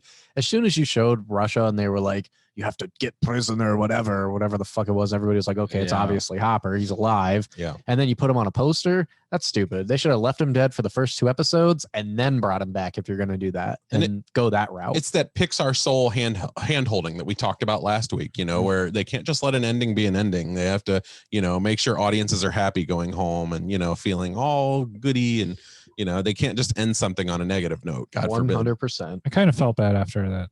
Which one? Soul. Yeah, 'cause I told Dan that you assholes just tore that beautiful movie. I was here. Tear it up. I gave it an 8 out of 10. I was the one that was sticking up No, for I mean it. like after when we were talking about it, I'm like, you guys freaking tore that apart. You're I like, gave it a jerks. 6. Yeah. Meh. Well, I mean, the ending was pussy. I won't watch it again. Bunch of assholes. Nonetheless, I am excited for Stranger Things season 4. Totally. So far away. In music news, the Grammys have been delayed from January 28th to March 12th because of the increasing COVID numbers around Los Angeles where the ceremony is taking place. Guys, I know the Grammys have become so almost irrelevant in our society anymore, but this is the biggest music show of the year. What do you think? It's busier. It's busier. It's better than MTV. Don't they have a music one? They do. They The should just do it. VMAs. Got to get a moon man. I like Just do it VMAs. via Zoom. Yeah, well, and speaking of VMAs, like they did a pretty good ceremony, you know, despite everything going on this year. They pre-taped the performances and the acceptance speeches and stitched together. It looked, you know, pretty natural. Yeah. I didn't think it was too bad. I don't see why the Grammys can't do the same thing. Grammys are hoity-toity. I mean, I'm not a big Grammy person. The Oscars, if they do that, I'd be more, you know, worried. I'm worried about the Oscars, And that's especially the first because week of there's- March. and there's not a lot of movies to go with, so it's going to be kind of like an asterisk year, I feel like, anyways.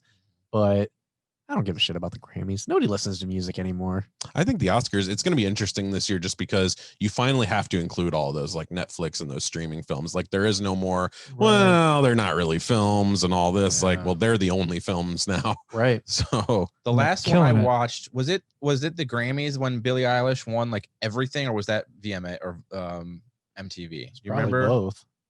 I know she won a lot of VMAs. Did you see, speaking of which, did you see that preview for that documentary they're doing about Yeah, her? It on looks Apple TV. dope. Yeah, I was gonna say I was wondering if you'd seen that. Apple TV did a good job with the Beastie Boys documentary Yeah. too, so that might be solid. So is it theater only for that, or are they going to release it on Apple TV? Because I know it's Apple Film. Yeah. it's an Apple TV But- streaming. I don't know. You might get maybe an intimate screening somewhere in Cleveland or something like that. But Because I saw it, it advertised at, yeah. at the movie theater. See, Oh, was it? seeing it, yeah, because it was advertised during WW84, and I was under the impression it would be in theater, and that's where I'd want to see it in the theater. But it Mhm. is like Dan said, it's an Apple production or Apple something. Film. My money's on Apple only. No, I want to see her on the big screen. Yeah. Did you guys see the Netflix announcement that they put out today? What's up? They're going to have one new movie released on Every Netflix week. every week of the year. Yeah. And it looks Like like a a total new stream Theater of all movie or types of just stuff. their own stuff. I can't tell because, like, on one hand, one of the movies they put on there was that Kissing Booth 3. So it's like, it's like a stupid Netflix movie. Yeah. But they had other stuff on there. Malcolm They had and- a horror movie on there that looked legit. Mhm. Like, there were a couple things on there that looked like legitimate theater type films, not just like Netflix thrown together, you know, Yeah. banter, rom-com, sitcom type of stuff. What's that one we were talking about? Malcolm and Kelly? Is that what it's Yeah, called? that looks good. Yeah. God, it looks so good. Yeah. You guys watch the preview for that? Not yet. Yeah, it's got John David Washington and Zendaya, and they're basically a couple, and it's filmed in black and white. The whole movie is. Oh, that'll be dope. But it documents, they say, like in the trailer, it's not a love story, it's a story about love. So basically, I think it's going to be like a Blue Valentine kind of souring of the relationship, you know, Yeah. butterfly effect. It looks really good though in the black and white. I hope that's the entire thing. I think because it will be. It looks fantastic. Yeah. If I watch a black and white movie, I get a stuffy nose. I don't know why.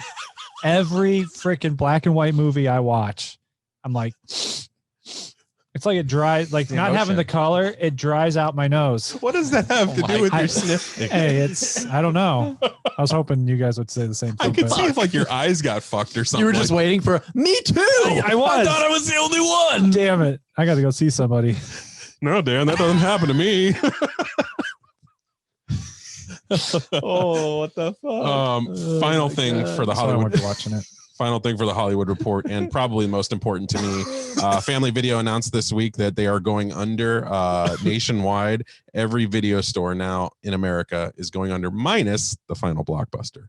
Yeah, dude, we got to get to that soon because Yes. its time might be limited at this point. I'm thinking probably late February or early March. Where the fuck am I going to get my CBD and Marco's Pizza? I know. I was just about to say that. And See, that's something I agree with. so this week, you know, I hit off all five between Thursday and Saturday, all five locations. I got my Family Video chair too. Yeah. I saw that. Saw that.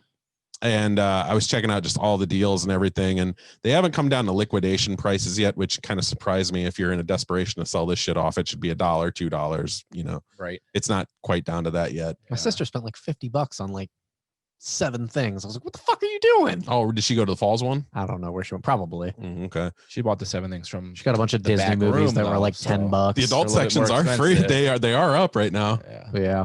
Yeah. Yeah, I after going to all five, it's so, you know, obviously I'm sad because of everything that's happening, but there's an overwhelming anger to it too, because I see people who are there and they're, you know, ripping videos off the shelves, and I go, so it's obviously not a COVID thing why you weren't here. Right. It's a fuck you thing. You know, it's a basically, you know, you're a rental place and we didn't give a damn about you except for what you can do for us. Yep. And I understand Yeah. that's the common perception already, but to me, you're the reason why this died. Absolutely. 100%. Yeah. Yeah. I mean, it's absolutely the consumer's fault that it's not there. I mean, that and just, yeah, it is because Yeah. the laziness of us just doing it through online or digitally takes precedent over going out and renting a movie.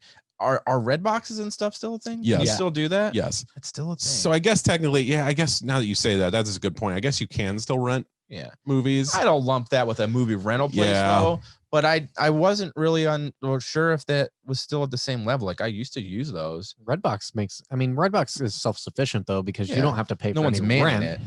You fill that thing up with 10 movies and Yep. you got them for a bulk price from the distributor probably, and you put it in there. It's $2 a night. People Yep. forget about them. They pay for 2 of your movies right off the bat because they are too lazy to go back and take it back. Like Yep.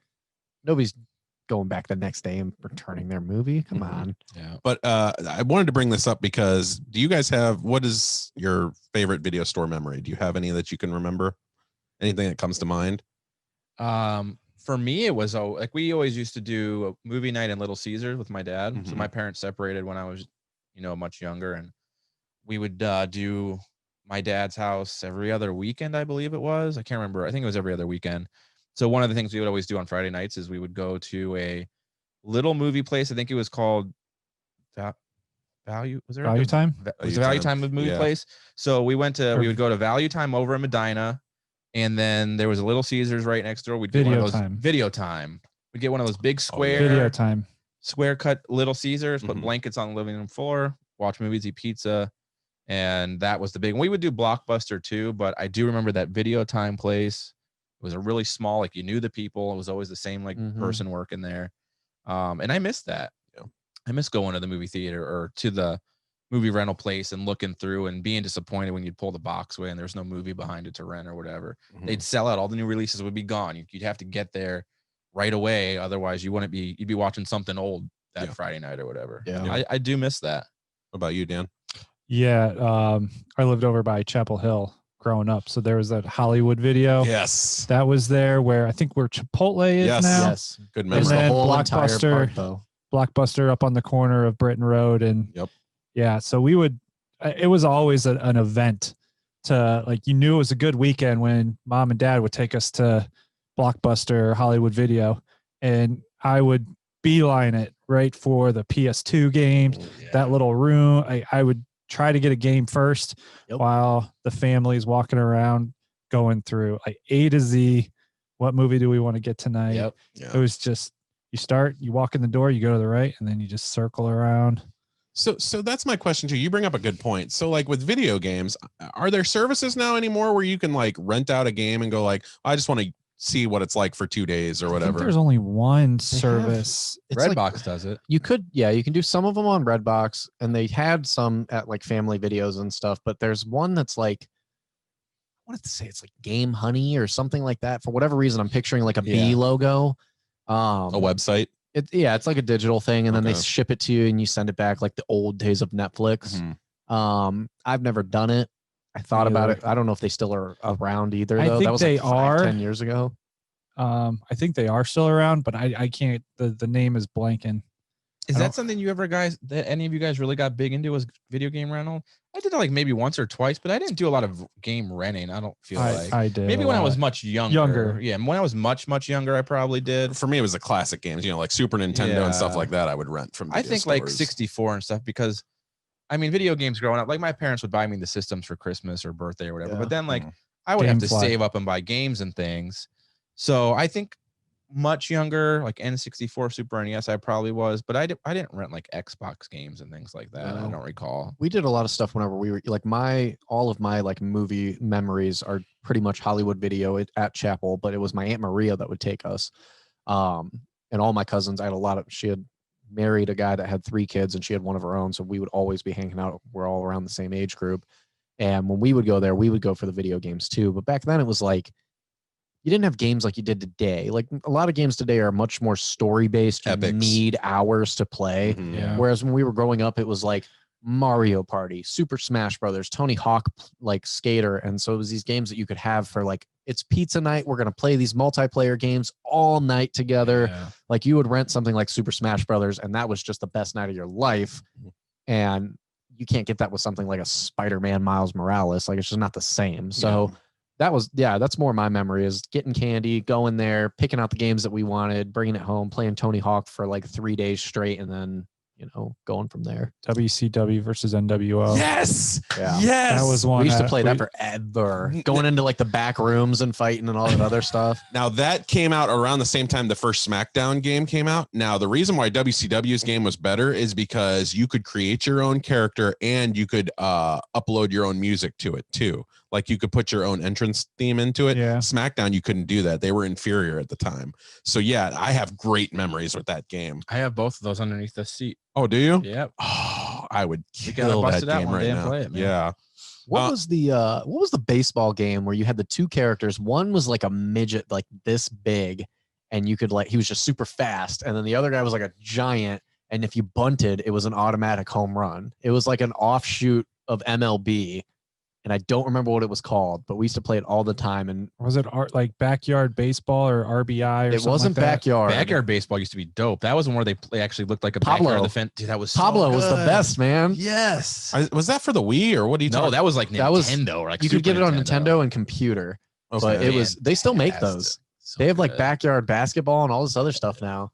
I remember playing that backyard baseball when I was young. I was like 8 when that was Yeah, around. I was Jeez. The only sports game I remember heavily when I was growing up is my friends and I, and we did this up to like 5 years ago. Seriously, we would have Ken Griffey Jr. tournaments where we'd play Ken Griffey baseball for Super Nintendo all night, like a 32 team tournament. And we would go, one by one, usually fall asleep by the final four. Yeah, that was part of, incorporated with those rentals. And for me, I wrote an article about this years ago on my site. There was a place here called Roadrunner Video that Ohioans know, but anybody across country won't. It was an Ohio thing. And when I was like 5 or 6 years old, Honey, I Shrunk the Kids was big at the time. So they had this huge ant made of paper machete that was, when you're a kid, it's as big as the ceiling is from here. So, I would go in there every time and they had 2 entrances, one at either side. And I would go purposely all the way around the building just so I did not have to see that ant. Yeah. Big, huge ant that was right by the door. And I remember one time, what was it? We found out, my buddy Jeff and I, we rode our bikes there to rent something and we found out they were closing. So we were no longer able to rent. They said, just buying only, guys. Sorry. This was also my first experience with a video store closing, which is still prominent today, as you know. So we go in there and, you're with your friend and everything. So you don't want to seem like a pussy, it's something that's not even real to scare you. So I said, you know what, in my head, I'm like, I'm going to face this thing today. I'm going to face it. I'm going to go in and I'm going to beat this ant. So I did. Walked right up to it, stared it right in the face, and it was nothing. And then it fell on Chris and it gave him trauma for the rest of his life. Molested me like crazy. Hey. Turns out it's a guy inside of a costume. I fought like the Dickens to get out of that thing. No, that's the other memory I have of video stores, though, was like when I was really little and the covers were scary and I'm like trying not to look at them. And there was shit on there. Like, I had no idea what the movie was, like Cable Man or Cable Guy, Jim Carrey. He used to scare the shit out of me because he's just sitting there with like all scary looking with this electrical thing. Wow. And then 13 Ghosts was one that was always scary looking at me. God, that face. It's like the weird ass. Yeah. Those two I distinctly remember from my childhood. I always remember, and I didn't see Christmas Vacation until I was like 12 or 13, but I remember that cover like all throughout childhood. Yeah, he's on the roof or whatever, and his legs are spread, and he's all that. I'm like, dude, what fucking movie is that, man? Like, that's weird. It's the Ant-Man's movie. But yeah, it sucks. Like I said, planning a trip to the last Blockbuster, hopefully before that thing doesn't close. But yeah, video stores, I think people aren't going to give them enough credit in the long run. They were, without video stores, streaming would not be possible today. To me, it's one of those things. It was the next step of technological evolution. And I, for one, am going to miss it. A lot of people probably won't from this generation, but to me, there's nothing better than going to a store, that smell of plastic that hits you right in the face as soon as you walk in, and just the amount of choices. Even with streaming now, if I look for, we'll say an obscure title like Don't Tell Mom the Babysitter's Dead from 1991. Great movie. And not available on streaming, believe it or not. I looked that up a couple weeks ago. I was looking for that movie just because I wanted to watch it. It's not on there on any stream. So, you go to the video store and you can find it there. To me, there's still a place for both in this society. And I think, unfortunately, with everything going on with COVID, it just pushed fast forward on their lifespan. And unfortunately, they were one of the many casualties going on. But it's a reminder to everything else, restaurants, toy stores, whatever you like, to go there, to spend money, to invest in these businesses that are a part of our society, local and, big time. Doesn't matter. You need to show that these places matter. And we did not do a good job with family videos.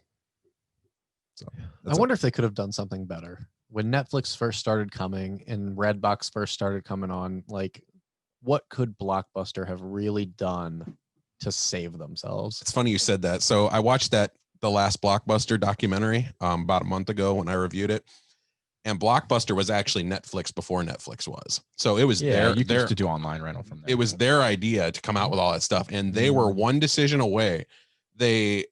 I'd have to watch it again how it worked out, but they needed like a $12 million loan or something to make this next step possible. And Blockbuster balked at it. They said, no, it's not worth it because we'll be in the red for the first couple of years, and it's not gonna, it's gonna kill our business and all that. But Blockbuster did the digital rental, didn't they? They did. I was signed up for that, and I remember they used to have the little box. You would just be able, you'd watch it and then you just drop your Slide it into envelope the back. box. You would I just return it. remembered It what it came with was. the envelope, put your thing back in there, seal it, and then drop it back in. Cause I was a member for that for a while. And I think Netflix came out and maybe it was cheaper or something. Or Blockbuster closed. I just remembered what it transitioning was. from one to the other. So the problem on the documentary, they talk about it. So the next step was obviously streaming straight to the TV. So you could, you didn't have to rent it in the mail. It would come straight to your television. And Blockbuster wasn't willing to do that. They had an online service that started streaming, but it looked so terrible. Like they didn't put any money or production into their website presentation. So people didn't take it as serious as Netflix. I remember when that first rolled out and it would be on your remote and you'd have the option to do the on demand and you could buy the movies right off your TV. And I remember when they were like $4 or $5 and I would just balk at the fact that like, I'm not paying $5 to rent a movie for a new release movie at home. Yeah. Thinking like that was so much money. Yeah. And because you could go and rent them for cheap. And then I still do. I'm like, fuck that. I'm not paying $5. Well, so that's what I was going to say. Somebody else's login. So like Value Time or what's it? Family Video. I mean, their prices were cheap to rent movies there. I don't like $1 a night.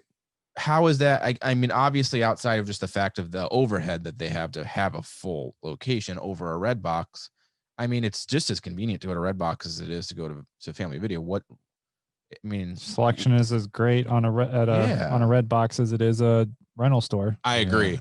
To me, what killed it ultimately is convenience. People love convenience. So if they're 9 times out of 10, they're not looking for Don't Tell Mom the Babysitter's Dead. They're looking for Battleship or they're looking for Sonic the Hedgehog, or something like that.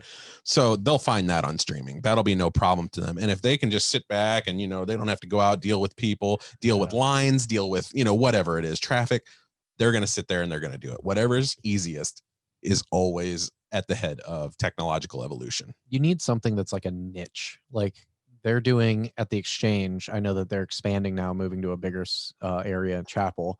And the guy told me, like, we have a brand new system that basically is going to tell us, like, if Chris comes in and he buys 30 movies that are all Japanese anime, our system is going to go, okay, people really like this Japanese anime, and we're going to create a Japanese anime section in our store. Really? If somebody comes in and they go, okay, I really like the quirky 80s horror, like,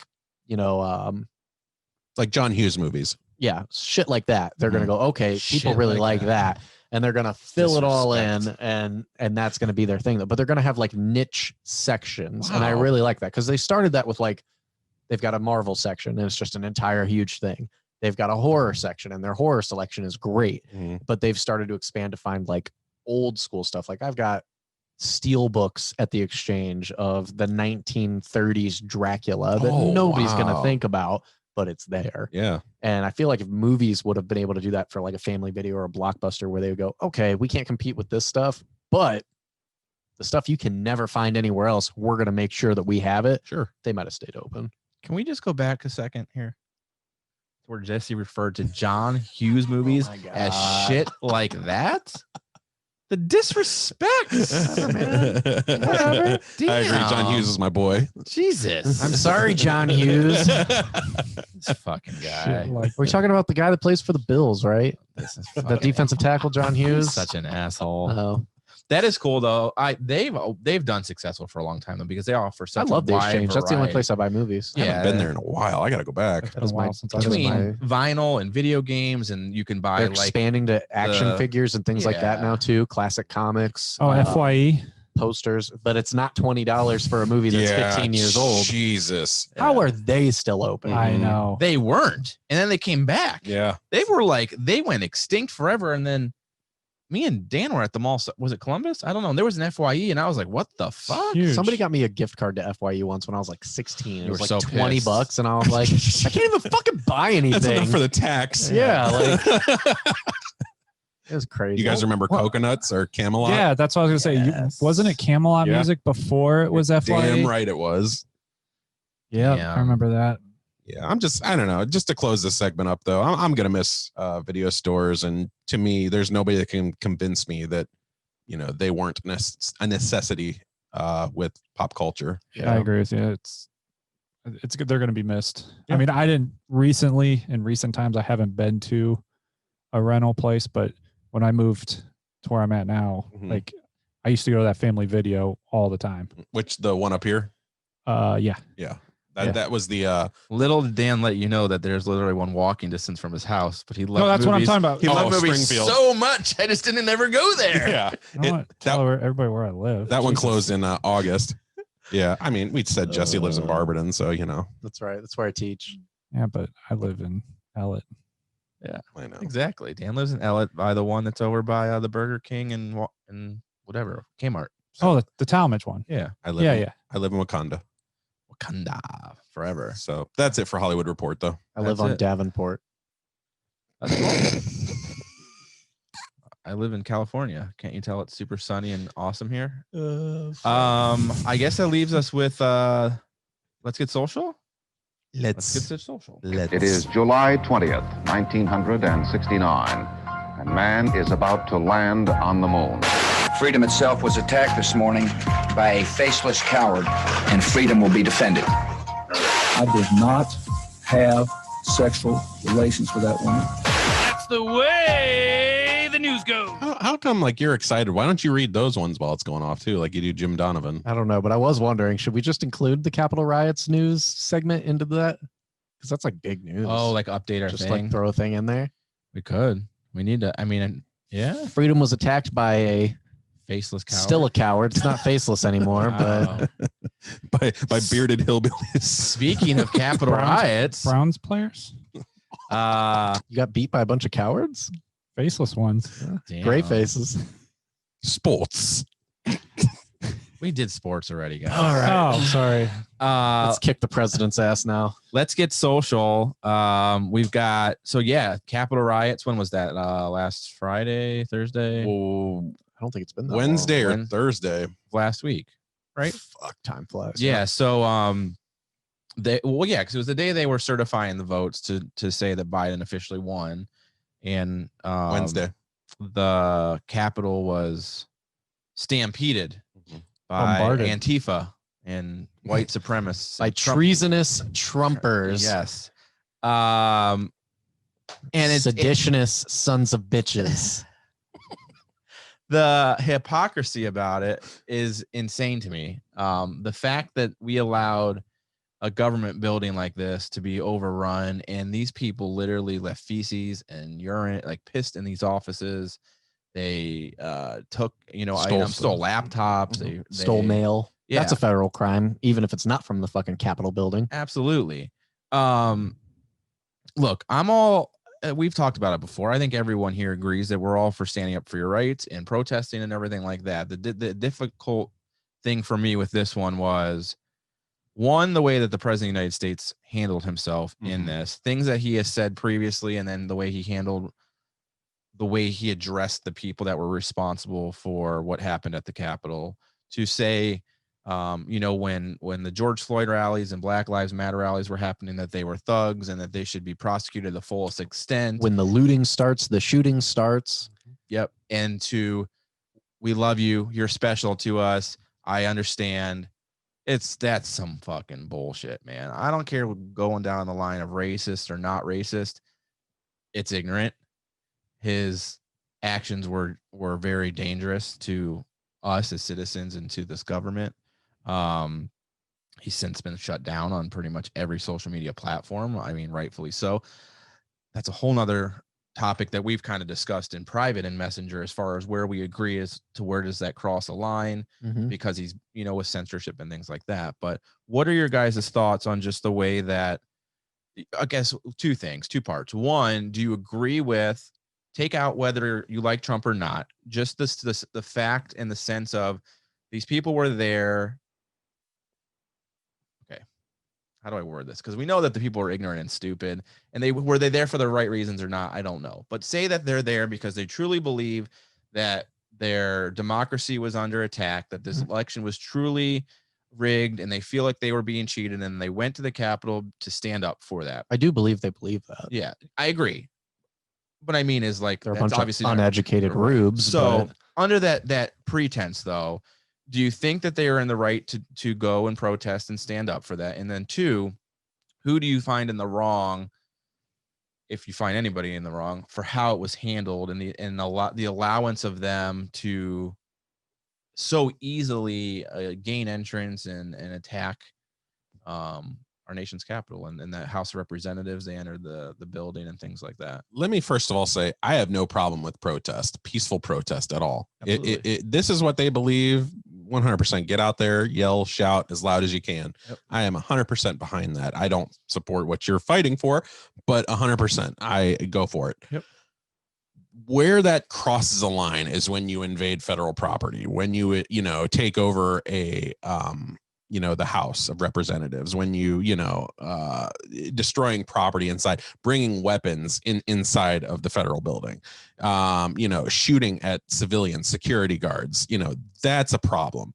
And to say that they're not on the same page, or that, looting was worse earlier this year by the Black Lives Matter movement is just so irresponsible. And I'm not going to get in because you said, bring the racism, leave it out of this statement. No, I'm not even saying leave. I'm just saying, but it has a lot to do with this. Yeah, I wanted to eliminate it just for that immediate sense of discussion. But I'm not saying it's not a thing by any means. No, it's very much a motivation in this factor, though. But to me, I think it's crossing the line, though. For me, if they were in the streets and they were yelling and they were, doing all that, not hurting anybody, not threatening anybody, 100% be out there, support your boy, do what you need to do.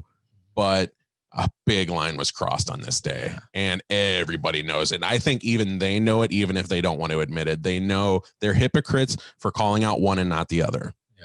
Yeah. I mean, you can't deny that the things that were said and the way that it was handled are completely contradictory. Now, I guess so they did say, or Trump himself said, when the building and whatever building it was in Seattle that was stormed, that was a government building, that those people should be prosecuted to the full extent of the law. They will be held accountable. Now, I know there are several people from the Capitol one that have been jailed. The guy, the big headdress douchebag, most of the main people. He's in prison currently and stuff. So they are holding them accountable to an extent, which I'm glad. I mean, they need to be put in a position that they are setting an example, but it's the way that things were addressed and said, and for them to so easily gain access with little to no fatalities. There was one person that I believe was shot and killed. Yeah. And there were some minor injuries, five. There's five deaths total. Yeah. Total. 2 were cops. Yeah.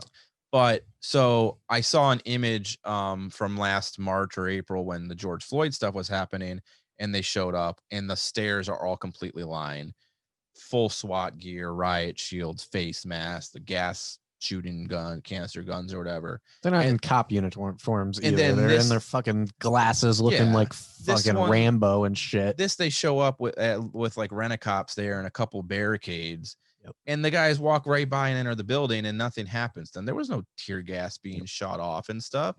Like, what?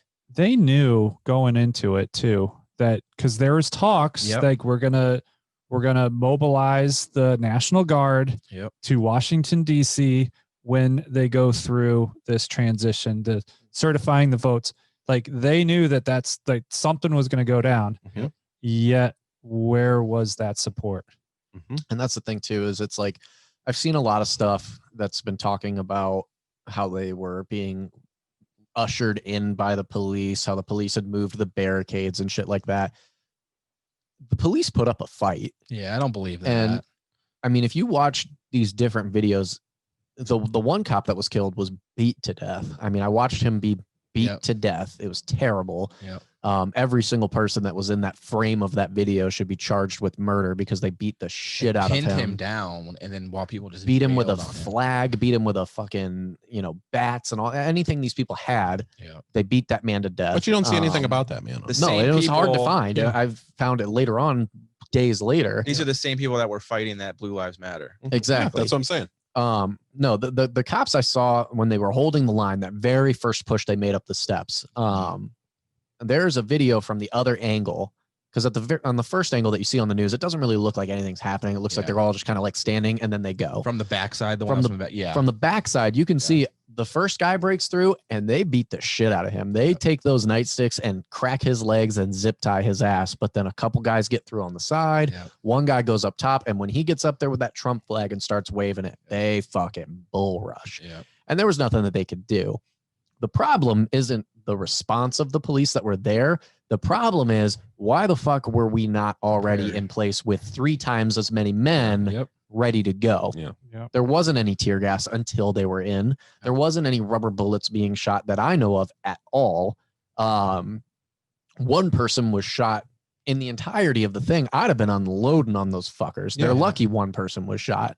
The second you encroach, it's lock and load, man. Right. And so that's my thing is, you've got these guys barricading doors with furniture, guns drawn on the doors, and they're still advancing. Yeah. You're legally allowed to light their asses up at that point. So, and I don't think that was race issues aside. I don't think that was out of failure by the Capitol Police or anything. I think it was truly out of fear of like, am I really going to shoot a U.S. citizen in a government building and take their life over this? Like, what's the level of worth to them? And I think that they were in the wrong. I think that I don't think it's that mentality at all.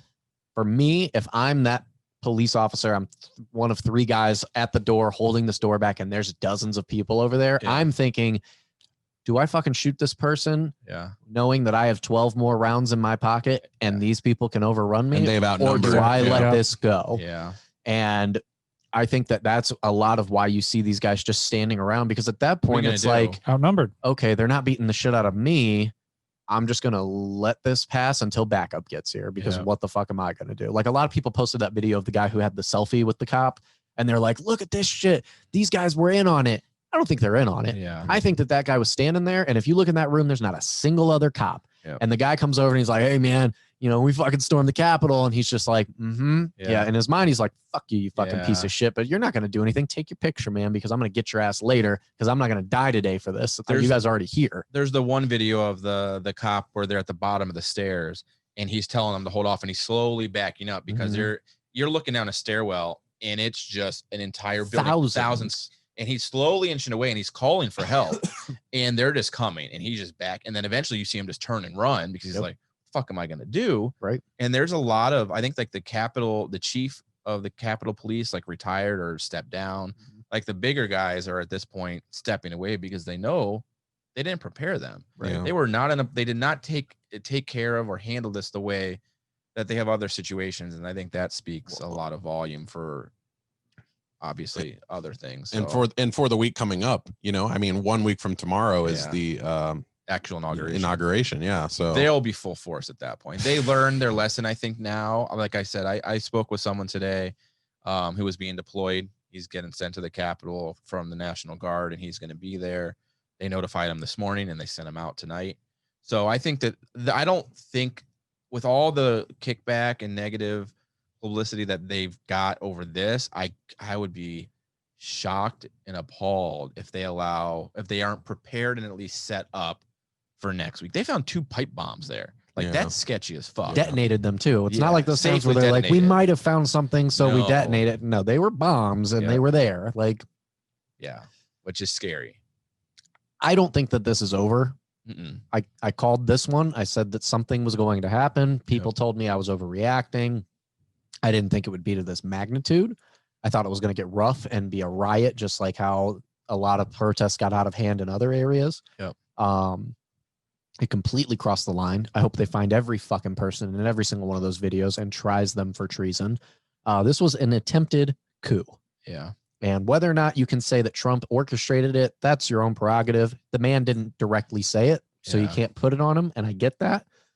This impeachment's not going to stand because of that, just like how we all know that in that phone call earlier with the Ukraine shit and all that other stuff, he did what he did, but he didn't say it exactly, so you can't legally get him. This was the same way. I downloaded Parler just for shits and giggles to see what it was like, to see what all these people were like. And when he came out in his speech, the one that came out after his initial address, where he said damage control one, the one where he came out afterwards and said that there would be a new administration taking power on the 20th. Yeah. He came out and he said there would be a new administration. He never mentions Biden's name. Yeah. And for like 2.5 minutes, I was like, yeah, this is really impressive. This is actually pretty good on him, whatever. Good for him for actually admitting defeat. And in the last 11 seconds, he says, our fight's just begun, or we're only just beginning to make America great again, or something like that. And I was like, almost fucking made it. Yeah. Almost. And if you go on Parler, which has over 3 million downloads, I'm scrolling through this video and I'm looking at these comments and I'm going through thousands of them. And you got a couple people like me in there that are going, you fucking idiots, you know, blah, blah, blah, you fucking lost and whatever. Right. I would say 95% of these comments are saying things like, this is a coded message from our leader. The reason he doesn't say Biden's name and he says the administration is because the new administration isn't Biden. It's Trump and a different VP than Pence. They believe that there is something called a storm that is coming. That comes from QAnon, which I've been trying to find more about, but I can't find it. I'm starting to think that QAnon is not just one person and that they just take random anonymous posts and assume that it's Q. See, that to me sounds like stuff that we used to get. So like we just got that message from Kim Jong-un the other day too, where he said like we will bring America to its knees. That sounds like similar to the same thing. Same mentality. The old Osama bin Laden videos where he would said America will pay for what, you know, they've done and all this shit. Like that's the same thing, dude. That's terrorism. And I talked to my dad about it. My dad's a Trump supporter. He's not a diehard. He doesn't believe the QAnon shit. He believes that the Capitol riots were wrong. He jokes about it and makes light about it and says, you know, back in the Vietnam days, we'd have done shit like this, blah, blah, blah. But he knows that it's wrong. And I tell him, I go, you know, you are not the issue. You're a guy who's a lifelong Republican who put all your chips in the basket of this guy who was a new businessman and you thought he'd do good. And I believe that you know better, even though you won't admit it now. He knows that Trump's fucked up big time in a lot of different ways. But he just doesn't trust the government. Yeah. The problem is the, I don't know, 500,000, 1 million people. I mean, you got 71 million people voted for him. If even 1 million of that are the radicals that went to the Capitol, that stormed the Capitol, that were putting up a noose to hang Mike Pence, who were going into Nancy Pelosi's office trying to murder her, the extremists, the people who killed the police officers, the people who believe that there's this coded message in everything Trump says, where even if it's not, even if Trump is going, man, I fucked up, I got to be done with this. Yeah. And they think in their own minds, no, our supreme leader wants us to do this. If you get even 10,000 of that million who believe those things to act, you can lose an entire country. People do not realize how fragile democracy is. If they got in there earlier and they didn't get a chance to get all of those senators and stuff out of there, mob mentality takes over and you get in there and things start to escalate and you do take them all down. Half the Senate. Your government's not operating. We took down buildings in 9/11. Nobody in the government. The president didn't die. No senators died. You put a hole in the Pentagon. You took down 2 major buildings. It took a major hit on the economy because of what the World Trade Center is, but nobody in your government died. And that put us at a halt for a month. The economy tanked. The entire world came to a standstill. You kill half the government? Bro. And you and I were talking the other day between our tournament games, I should say. And you brought up the fact that you had heard that basically the objective was to get Pence, like, you know, grab Pence at any cost whatsoever. And that's a coup, like right off the bat, like that's a planned act of terrorism that is indisputable. And the second that happens, this is why, and this is where you and I kind of like disagreed a little bit.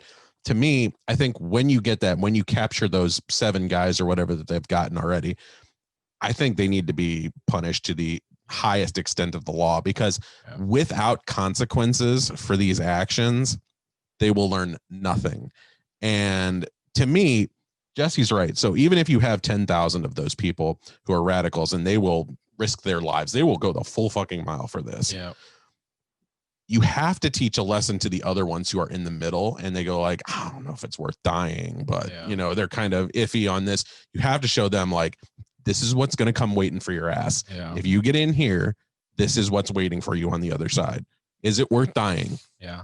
I think the thing about that is, and this is going to come off sounding kind of crazy, but I'm not, I don't want to get us shut down, but I'm not against a coup. Like, I'm not like, I think our government, not in this situation, but I think we're at a point in our government where we need not maybe an overthrow, but we need a serious overhaul. there is so much wrong in our government and corruption. Sure. For this type of stuff to even be happening says a lot about where we stand. Mm-hmm. So if this was opposite and it was the good guys, quote unquote, or whatever, trying to overthrow Trump, Mm-hmm. where would we stand?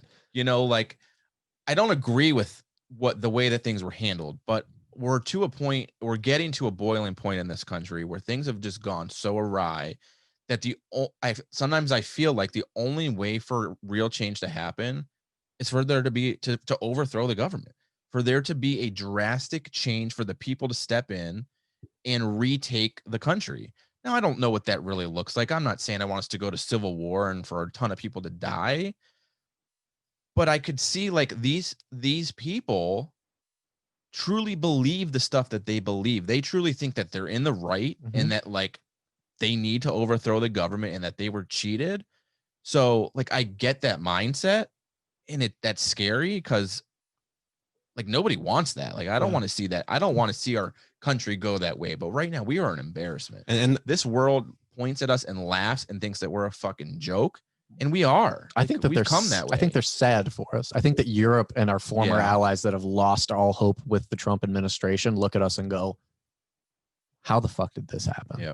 And the problem is so with that particular revolution, you base it on a group of people who fact is not Right. a common Yeah. belief in their system. So like anything that happens, they twist it Yeah. to their narrative. So take, for instance, the riots themselves that happened. Yep. Now they're saying that Antifa did it. You know, it wasn't even them. They weren't even there at all. How convenient that Antifa was here, but they couldn't have been at the BLM rallies, fueling that. Right. Wow. So the thing is, I agree with what you said as far as, so the biggest changes to me happen when people come together and they march and, you know, they show the status quo that this is unacceptable. Yeah. However, that flies out the window once people end up getting hurt. Well, to that point, And how much actually happens when we come together in March? How much has changed since the George Floyd issue? no, I agree. You know, like, and that's 100% a great point. that's the problem. But that's one of those cases, though, that the society does not want to change. Yeah. That's one of those cases where the higher ups, I don't. It's too much of a small percentage. Well, it's the whole. I mean, I hate to say it, but it's just the abject racism that is in this country that's still living and breathing. Yeah. When it comes to black ideals, we can silence those and we can ignore those and we can go, you know, they're not as important. Yeah. But when it comes to problems that are on our doorstep that bother us, then you will see change. Yeah. So that's where I'm saying with like this, where I don't necessarily agree with this movement, because exactly to your point, there's nothing factual based about this. There's Mhm. nothing that they could hold evident. Now, if we change the narrative and we say it comes out that, and maybe it wasn't even, let's just use Trump, you know, since that's standing office, but it comes out I wanted to go there anyway. that the this election comes out and it was rigged. That the other side, whether it was Biden, whoever, they actually found a way to rig this election because they know how damaging Trump could be to this country, Mhm. and they find proof that happened, Mhm. and people revolt against it. I wouldn't be against that. Yep. And Because that's- at that point, like, you have blatant proof and fact that like our government is corrupt. They're not here for the people. They're not standing up for what we vote for. Our vote doesn't matter at that point, obviously, because they're going to choose what they want to happen. So in that case, I'm going to support that. I don't necessarily mean violently. I but support that, not violently, though. Yes. Yeah. So this situation is just a little different because we all know that they haven't been able to have a sound conversation or present anything of fact. You know, this group of people stick together and they'll believe anything that they want to believe because whatever. I've tried to have conversations with people that follow, you know, within these groups. Forget it. But so in this specific one, like, yeah, I'm not in support of what they did or how they did it, but I am a believer and supporter of this sort of thing under the right circumstance and the right to a certain extent. If it becomes necessary that we need to get her to recapture this place, man, it's a mess. It's sad and scary. You mentioned a while ago, you said, what if the shoes were on the other foot? What if, you know, we were going after Trump, who was in charge, and he wronged us, and you know, all these leftists were going after him. So for me, who doesn't have a horse in this race, I'm a down the middle voter. I am a libertarian right down the line. I don't bleed toward one way or the other. for me, if we'll say the Democrats lost that election, we'll say Biden lost in an alternate reality and Trump is going to get 4 more years. Yep. And the leftists go, we can't deal with this. This man's got to go at any cost whatsoever. We will take him out. Yeah. We are going to Washington and we're going to tear down the doors. That is wrong. Yeah. That is 100% Oh, if he actually wrong. won, absolutely. Yeah, that is 100% wrong. Yep. I don't like Trump. I don't want to see him hurt. Yeah, I agree. That is 100% wrong. That is not the way to attack anything. You cannot stage a revolt or a coup or anything against someone who if the American people voted, the majority vote or That's whatever it. works, and he won. That's it. Whether you like it or not, Yep. you wait your 4 years, you vote again. That's it. Only time I'm saying I'm in agreement if they truthfully came out and found that something corrupt happened and they found a way that not Russia was involved and somehow did it because they wanted to put us against each other.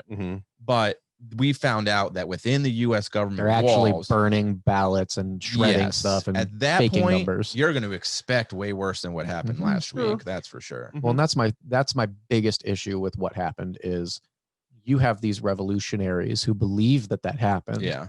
And that is why I am so against. I mean, Yeah. that day I was Yeah. pissed. Yeah. I've not been that angry since. I wasn't angry at 9/11 because I was 11. Yeah. But when like the Boston bombing happened and I stayed up all night and I was like, you better hunt those fuckers down. You don't come out of America, you know, like that patriotism, that hatred because you care about your country. Yeah. That came through that day. And because I believe I'm a rational person and I believe the government will handle something like this. Yeah. I watched worried about what was going to happen. Yeah. But once it diffused, I was like, okay, we're going to arrest these people and it's going to move on. When you have people who believe that this was taken though, and like you said, if it was proven to be taken, Yeah. I'd probably be right there with them because you can't let that shit slide. Yeah.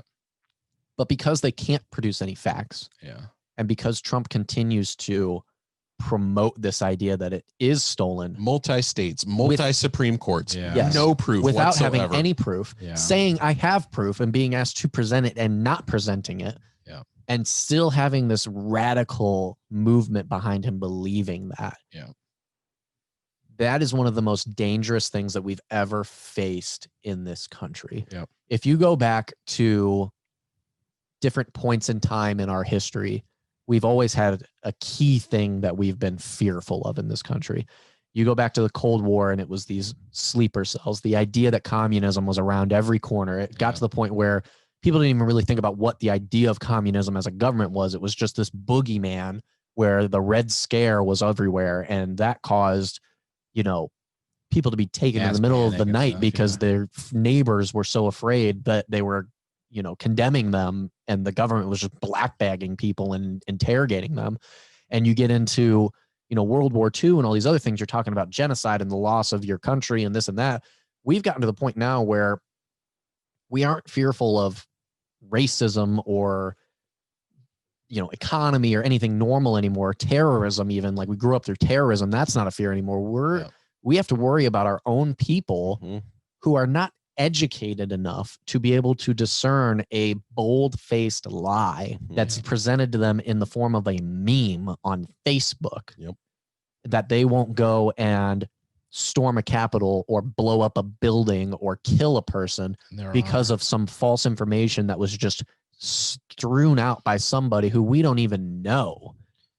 And now you're to the point where you have national repercussions to this, where you're on the brink of a civil war because you now have people who go, yeah, they cheated the vote. We're going to storm the Capitol. And on the left side, you're going, these people are fucking dangerous. We need to put them down. And then you have everybody else in the middle who's hoping the government can solve it. Yeah. If it teeters more and more, if another giant incident like this happens, that middle ground is going to become smaller and smaller as the other sides grow, and you are not going to be able to come back from it. Yeah. I to Jesse's credit, I've always said, like, an ideal can be discussed and it can be debated and it can be, you know, both sides can bounce off each other. If I don't agree with what Jesse says, you know, we can sit here and we can have a discussion without hurting one or the other.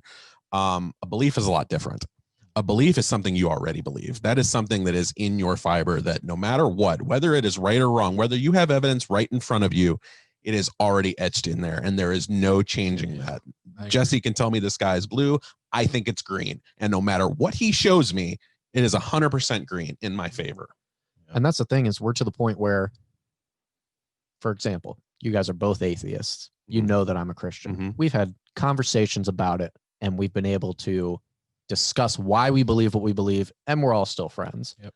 When the point comes, though, that I believe that your guys' belief is going to infringe on me being able to be a Christian, now we're going to fight. Everything else is out the door. I would hope so. None of these podcasts matter. None of our friendship matters. I will kill you for my beliefs. If I get to the point where I'm going to force Christianity on the world in your eyes, you will kill me for your beliefs to stop that in the name of freedom or religion or whatever you believe. Yeah.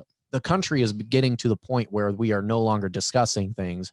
We are believing things. Yep. And it doesn't matter what we can prove. If it makes sense logically in my head, it makes sense and it's true. And I will die for that.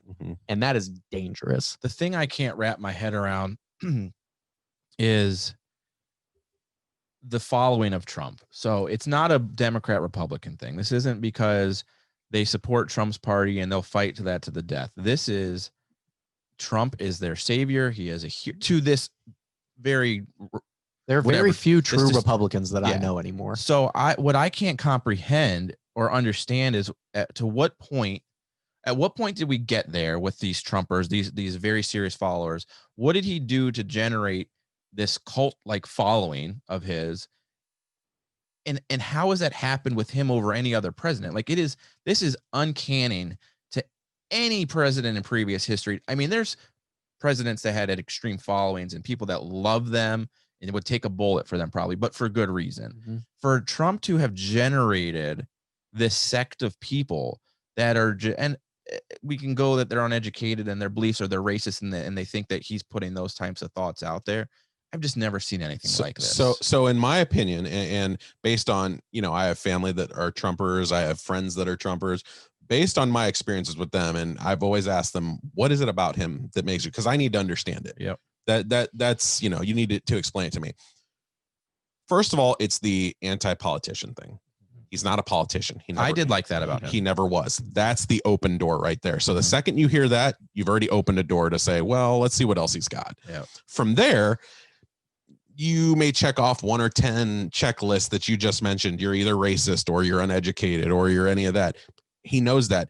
Here's the thing. Nobody said Trump was never smart. He knows his crowd. He exploits them. Yeah. So if he says something that speaks out to a racist and he goes like, well, the good boys or the whatever he said, Proud Boys and stuff like that, racists are going to know what that means. And they go, yeah, this guy's got balls, man. I like him. From there, all it needs to do is throw in a couple more of those checklists here and there. Democrats. Pelosi's a hog. All this other stuff. Just throw all the sound bites. It's 10-second sound bites that gets them, and they go, yes. I've never seen anything like this guy. He's the best, and there has never been a politician like Trump. Nobody. It's a very good point because he basically is.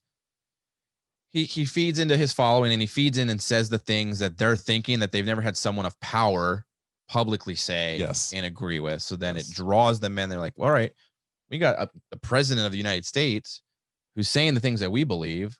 Cool. I like that guy. And if he didn't beat Hillary, none of this would have ever even been even half of like it is now. And so now he's won. So now it's like, he's the right. He's the majority.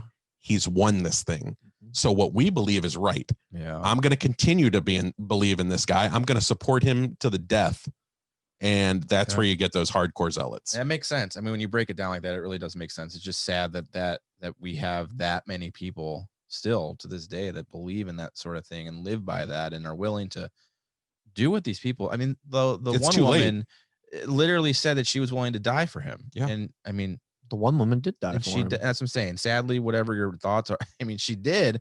And that's crazy to me. Fucked around. He doesn't give a shit about them. So stop it. I don't feel no. I saw a bunch of Trumpers posting "say her name" as like a smart ass thing, and I was like, no, fuck her. That bitch is a fucking treasonist. So the reason why Trumpers can look at someone like Jim Jones, a cult leader, and go like, wow, that guy's fucking crazy, and not Trump, is because Jim Jones doesn't check off their checklist like Donald Trump does. He doesn't speak to them in particular. Donald Trump was very smart in 2016 to go after a certain demographic in America. He knew that demographic still very much exists, mostly in the South, but they still very much existed. He exploited it, especially in a year when there was a very unpopular opposition going against him in Hillary Clinton. And that's the thing, is you come off of 8 years of progressivism with Obama, and the majority of Trump's followers are uneducated, Christian, white people. Yeah. So when you get Wealthy into that, white people. not It's a even lot of- wealthy. A lot of it, not to an extent, but I just know a lot of older, wealthy white men. And I think who that fucking love yeah, him. and when you look at that, so one, you've got those people, and that's because you look at him as a businessman, and they're like, yes, I want to be like him. Yes, that's my similar quality. Yeah. But when you get into the uneducated people, you've got Obama, who in their eyes, here's this black son of a bitch who came in. He made it so that the gays could get married. That goes against my religion. I don't believe in that. I don't know how racism ties into poverty and Christianity, but for some reason, if you're poor and white, typically you are racist in some form or fashion. I don't know how that happens, but he's not American, which was the start of those lies. So this is where they start believing lies and go, well, they're factual. And when you're uneducated, you believe in conspiracies. It just happens. You don't know any better. So your entire life, you grow up not trusting the government. Yeah. You think that things like Benghazi was really an inside job. And when people blame Hillary, they don't know the depth of why that is. They don't know the background stuff that happened and the mistakes that were made that led to it. They just think, well, it was a publicity thing and Hillary let them die, because they can't think past that. Mm-hmm. So you don't trust your government. You go back to times where a lot of these guys are older. They didn't like the Vietnam War. So that type of stuff is ingrained in them, that hate for the government. And then here comes this guy. I'm familiar with him from a show that I've watched. He kind of talks like me. He doesn't do all that political jargon. He just says, this guy's a loser and here's my plan. And the plan sounds good. And I know that he's a good businessman, so I trust him with the economy. And at first, it just starts off with that similarity. So you got the rich guys going, he's a businessman, I like him. And you got the poor people going, he kind of talks like me and he believes the same things. Yeah. And then he just slowly starts to incorporate more and more. He does things where he's never come right out and said anything straight out racist. Yeah. But it's enough that we get it. That's why I said he's smart enough just to know that. And that's the thing. The Jim Jones thing is a perfect example, because people look back at Jim Jones and David Koresh and they go, man, these people were crazy. They were cult leaders. They were psychos. But at the time, people reveled in them. They thought they were intelligent. They spoke proudly. They were great leaders. Hitler was the same way. Hitler was one of the greatest speakers of all time. Yeah, absolutely. Hitler was a leader. He turned their economy around. He was a good leader until he wasn't. Yeah. And eventually people will look back at Trump and go, how could they have possibly agreed with this guy? Yeah. But in the moment, when it fits your viewpoint, it is very easy to get wrapped up in the just insanity of it all. And I go back to that slogan, that campaign slogan, Make America Great Again. So especially coming off of 8 years of Obama, to say Make America Great Again is to say that it wasn't great in the first place. And that also speaks to that demographic who go like, yes, it wasn't. I didn't vote for Obama. I don't give a fuck about him. Yeah. He's responsible for this and this and this. My kids, not eating and all this, blah, blah, blah. That it's channeling out. It's giving a voice to the supposed voiceless. And, he's just smart enough to realize that he can enact that power over them without them fully realizing it. Yeah. When people think about, when you hear Make America Great Again, like if you're a believer in that, your first thought is that old school, like Sandlot, or that 70s show. You got your family, it's a nice house, you're paid off, you're making good money, you're working, you got white picket fences, cookouts in the barbecue. You don't think about at the time what all was happening. We think about the 50s and we think about that. It's like Twilight Zone. It's the what's the one famous episode, Monster on Millbury Lane or whatever, Millbury Street. Yeah. And that's our idea of it. But that entire episode is about turning on people and the racism and persecution and all that other stuff. And people don't get that. At the time, racial inequality was rampant. People were racist. They were sexist. They were pieces of shit. But because in our minds, we look back at things as I Love Lucy, we think it's going to be Make America Great Again. That America was a piece of shit.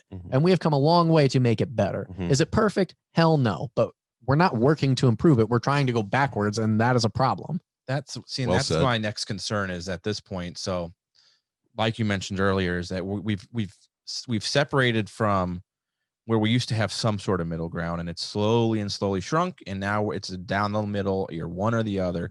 The serious Trump people, there's no middle. It's they're full in or you're full out. Yep. You know, at this point in the way things have come, either you're against him or you're for him. And he's out of office now. I would be shocked if he runs again. With him out of the picture and Biden in, where do we do next to get ourselves back to some sort of middle ground? The country has become so divided over the last 8 to 12 years with these elections. You know, there was divide when Obama went in because people didn't agree with there being a black president. And now there's divide with Trump because of it being Trump and all the issues he's created. Yeah.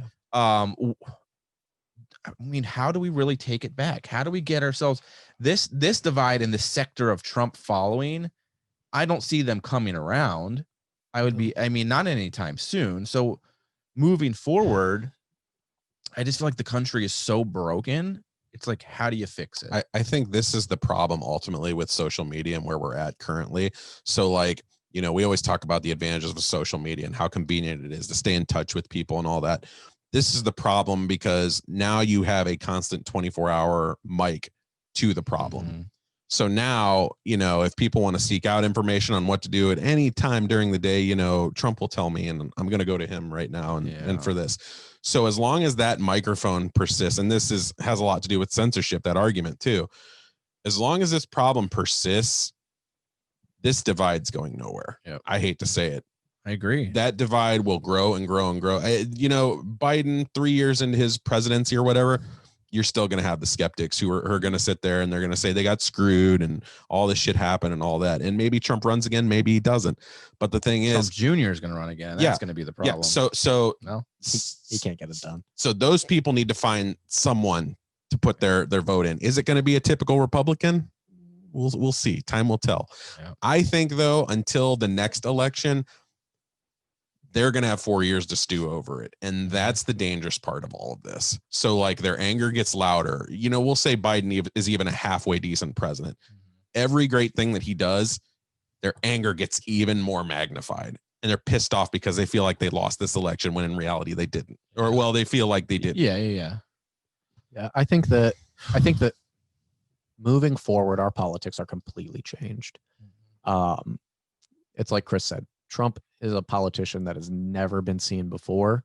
People think that just because he lost that he will disappear on the 20th, and he will not. He still has a huge voice, the biggest voice in the country. He'll be on maybe not the social media that we are familiar with, but he might start one of his own. Maybe he buys Parler up and makes it a website and operates from that. Who knows? But I think that the Republicans realize they fucked up.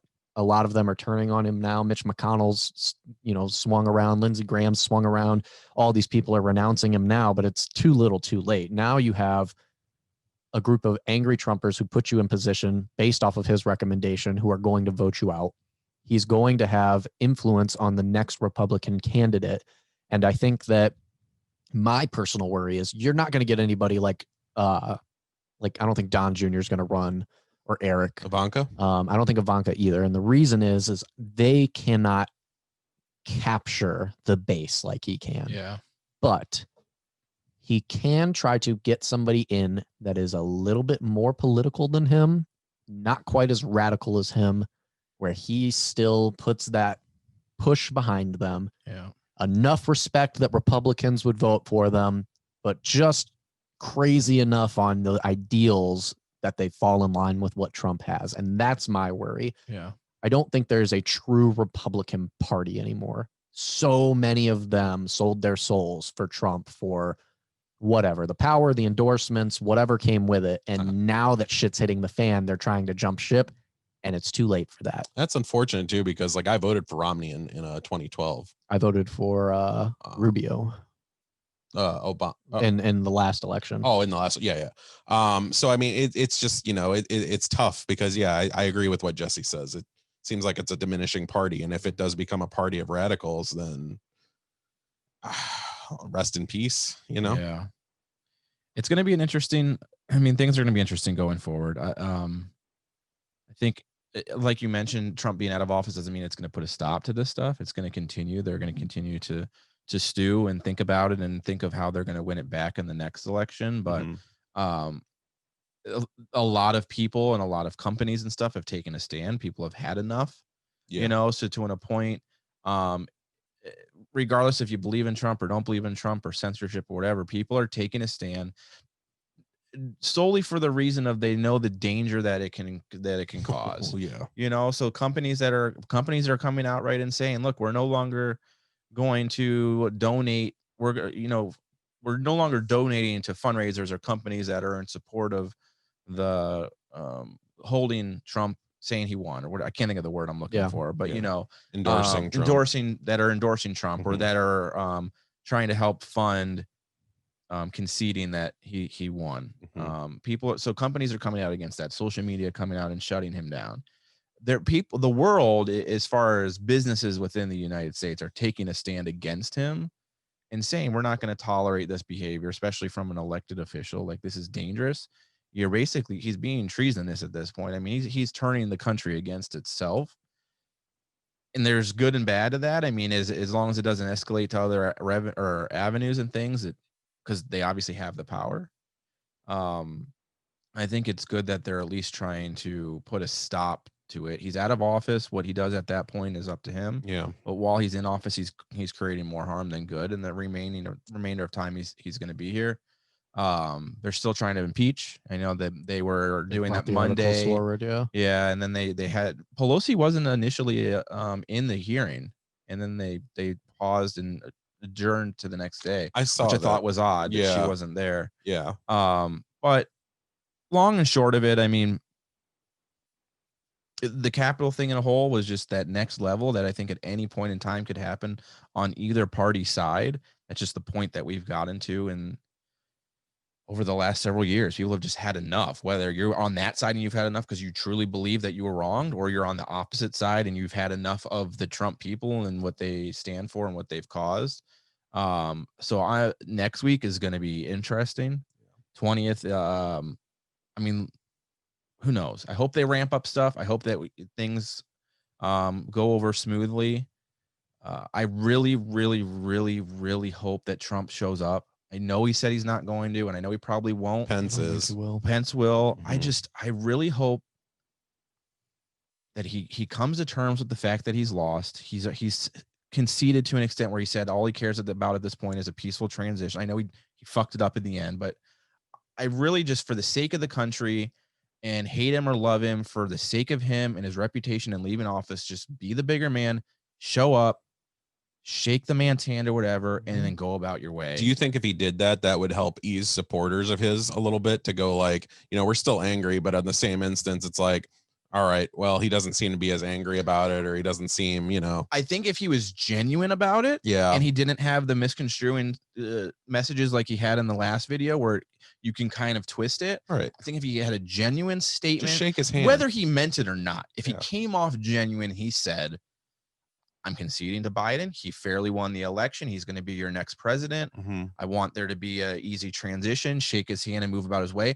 Whether he's honest about it or not, if he endorses it the right way and doesn't have any snide remarks at the end of it or hidden within, these people are nuts, man. They're going to believe what he does. I think that if you truly did that, they're saying, you know what?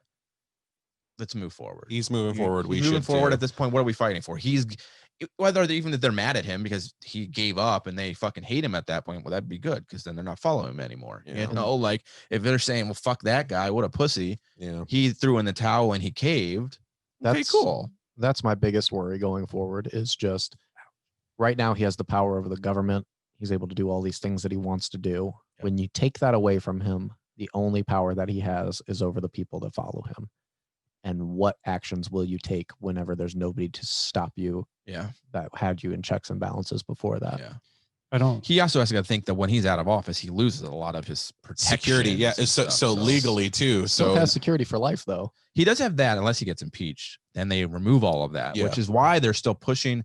So a lot of people are asking why impeach at this point. He's only in for another week. His ass run for it. So the reason is if they impeach him, he loses all of his presidential benefits. No more pension for life.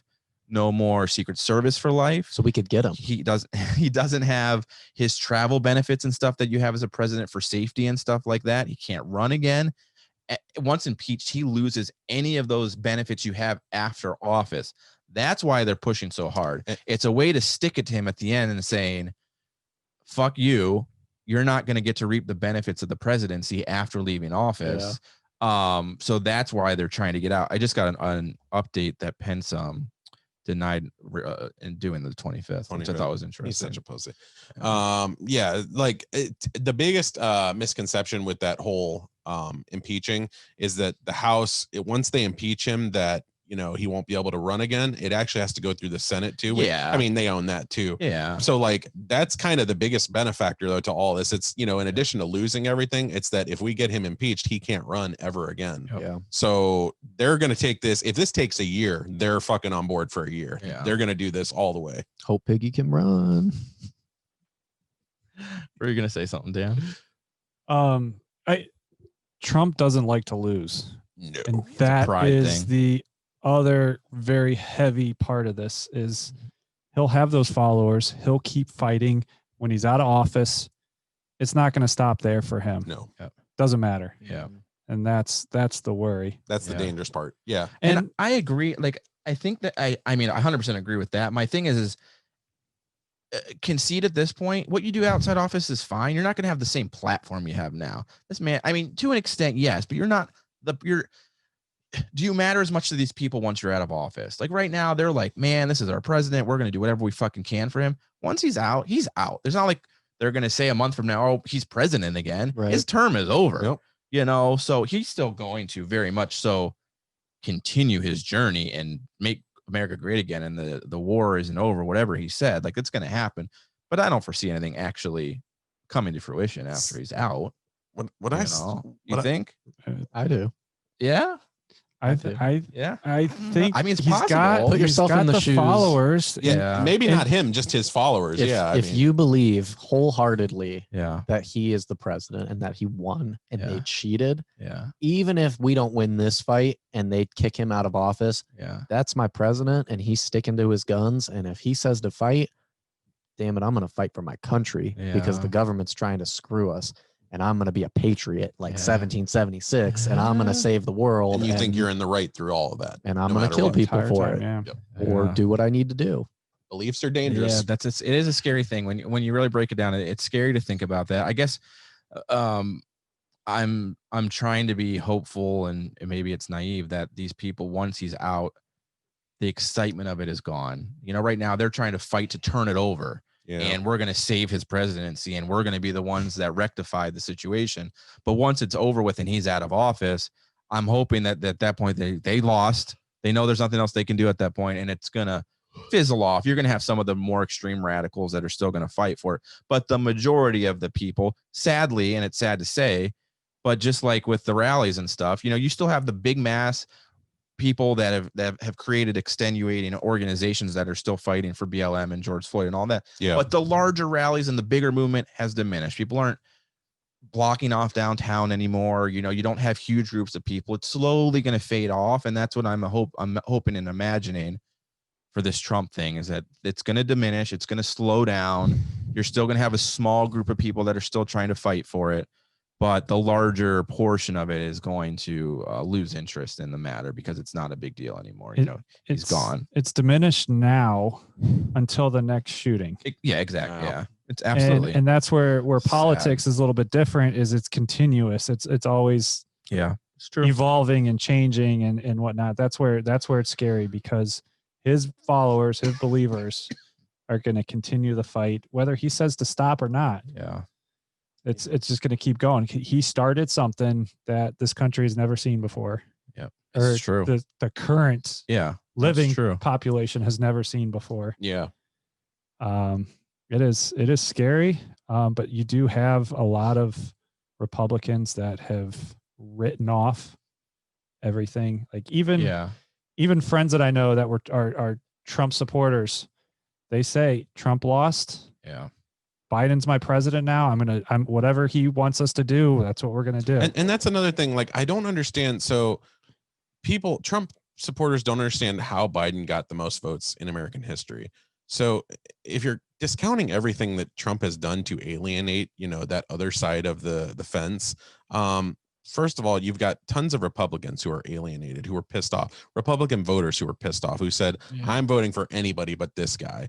Yeah. How do you not understand how he did? It's not that Joe Biden got the most votes in history. It's they didn't want to vote for whoever Trump. Was going against Trump. If Daisy Duke ran against Trump, she would have gotten 77 million votes. Yeah.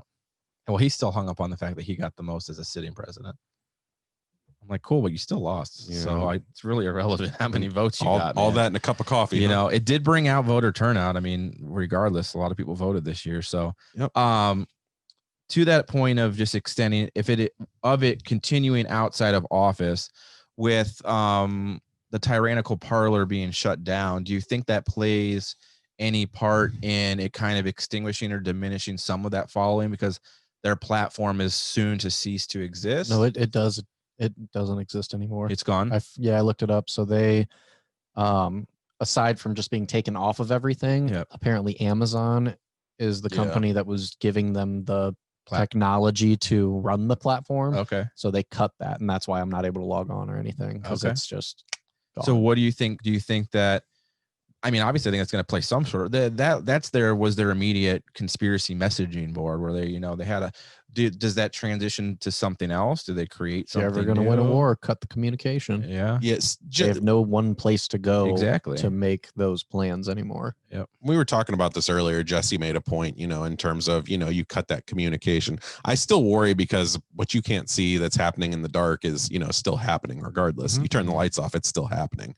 But the nice thing about Parler was it kind of was an inside look into what they were talking about from the outsiders, from the non-believers, for the people protecting, whatever. FBI could go on and say, oh, well, they're talking about this. There's a hint of that. And that's good for tracking. So like if you have, that big ass buffalo head guy or whatever, if you go back and look at his, Parler and you say like, well, there were threats on this day and there were this charged. That's enough for me. All right, cool. Yeah. This was conspiracy. Yeah. And that, and just for the sake of, it was a way for insight for future events by them, what they're talking about on there, and they could use that as a way to what are they planning. But is it better to have that and know about what might happen, or cut the communication and not allow them to have an ability to plan? Like that's where I'm torn. Cause like I said, Jesse made great points earlier, and I was saying that I'm like, yeah, he's right about that. Yep. It just worries me what happens in the dark. It might not be as big of a grand scale, but it only takes one. I don't know, man.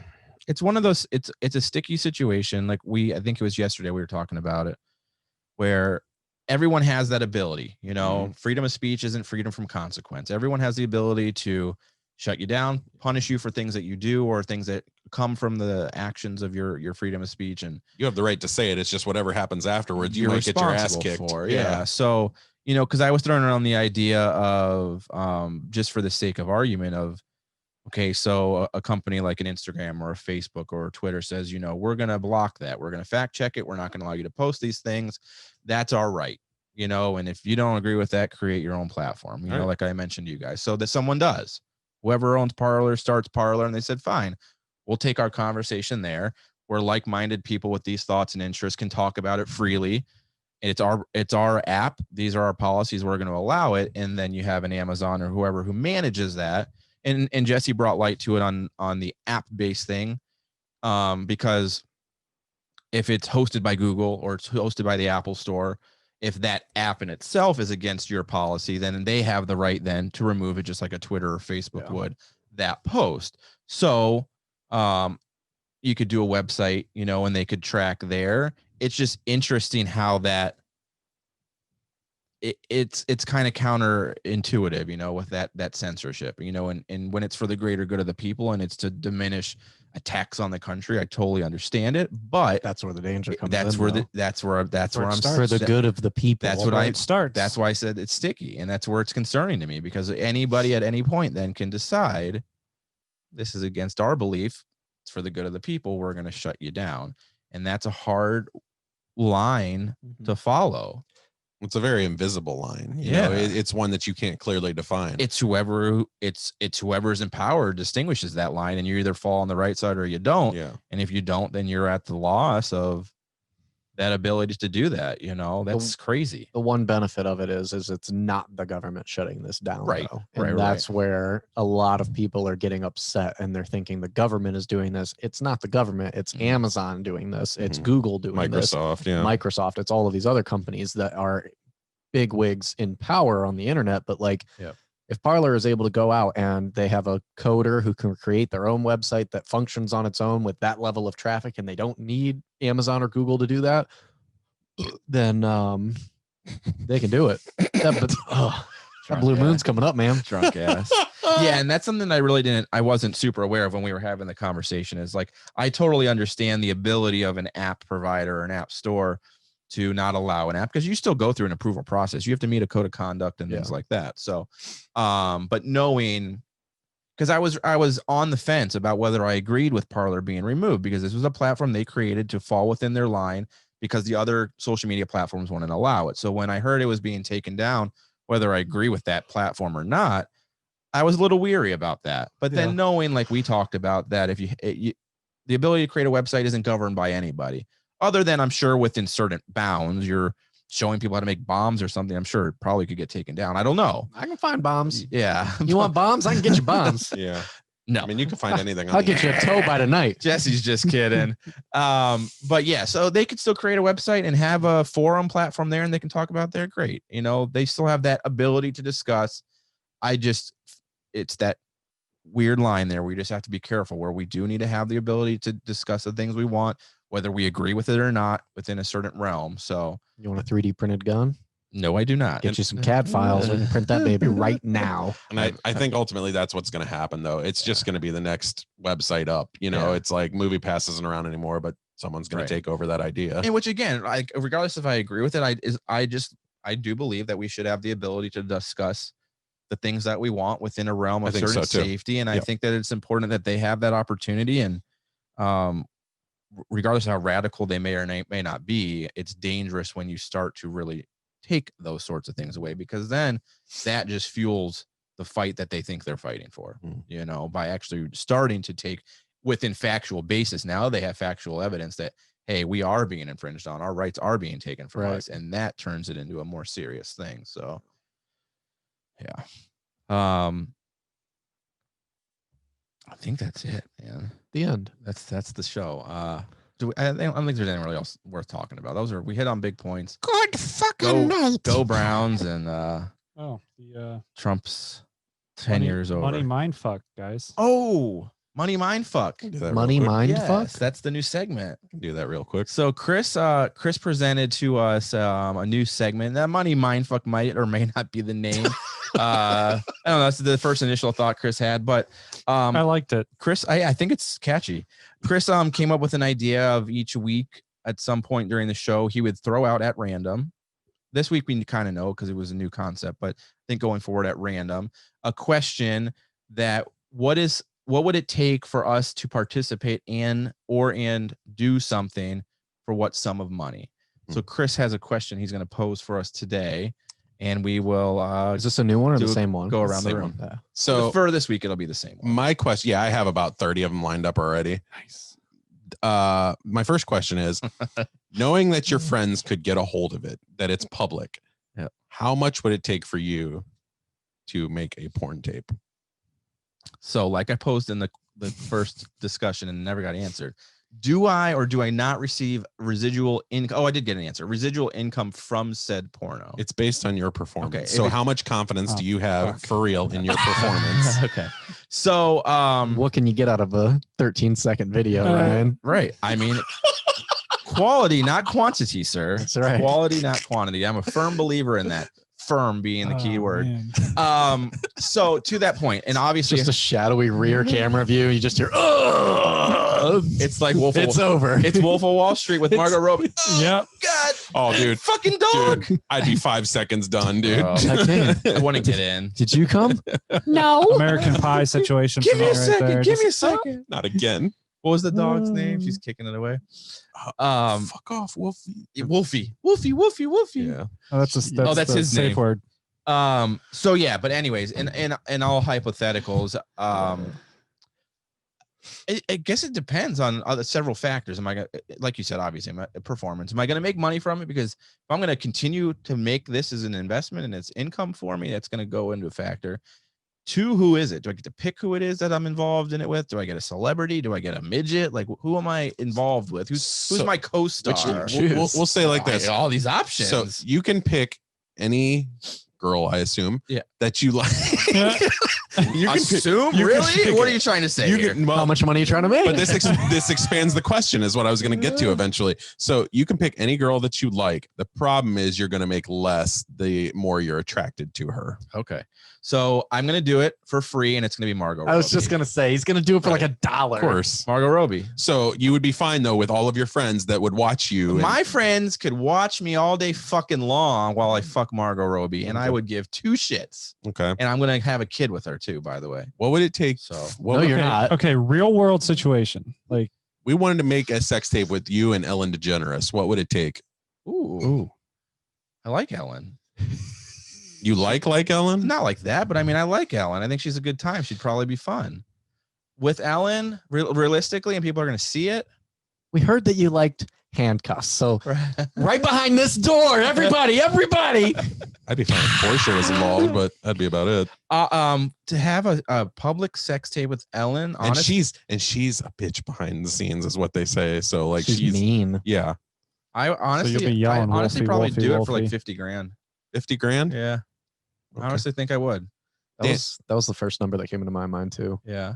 Honestly. Would you but realistically, would you do it? Like, and you have to think about, so you guys have to think about your particular situations. So this is my thing. For 50 grand, I'm not going to do it because I'm probably going to get fired if people know about it. That's part of it. Second thing is fired though for that? Hell yeah. Yeah. Hell yeah. Second thing is I'm married, so Steph would have to be on board with it, which means she's probably either going to choose this girl or tell me no, and I wouldn't do it if she wasn't okay with it. Absolutely. I don't know if I would even be able to do it just because I'm like loyal to a fault. Like I would never cheat on Steph. Yeah. The hottest chick, Margot Robbie, could come here right now and I would be tempted as hell, but I could never do it. Steph tells you it's okay. Just, make as much money as you can. Steph tells me it's okay and I can just make as much money as I can. Jesse's clapping. But remember what I said. So what's like my cap on money? Like the ugliest chick in the world, what does that give me? Am I a billionaire? $1 million. $1 million? Oh man. All right. Who's ugly? You got to do it with with that one that reality TV show, the chubby little girl, her mom. You know who I'm talking about? For $1 million? Steph doesn't care. Mom, yeah. I could do that. Yeah. Really? Yeah. For There's no time. Mom? There's no time limit. Quick question before we go to Dan. Is this $1 million I don't have to work anymore? I will make $1 million last the rest of my life. No, I just think about the mental scarring. There's no mental scarring. There is. Not for Flip over. I didn't even think I'll about get in her. real quick. I'll get out. I might not even be fucking her. It might be her thighs. I might just be cheating. Who knows? $1 million and I'm not getting divorced. My wife doesn't care. You guys are going to be sitting there going, oh, look at Jesse fucking Honey Boo Boo's mom. And I'm going to be on a fucking island or something. And she's going to be fucking Jesse, actually. But if that happens, I'll be dead. And Steph will make $1 million plus my life insurance. Ugly, so the residual income from that, because she is ugly. Everybody's going to be like, I don't want to watch it, but I got to see Honey Boo Boo's mom fucking somebody. I'm going to make a ton of money. Question. 100%.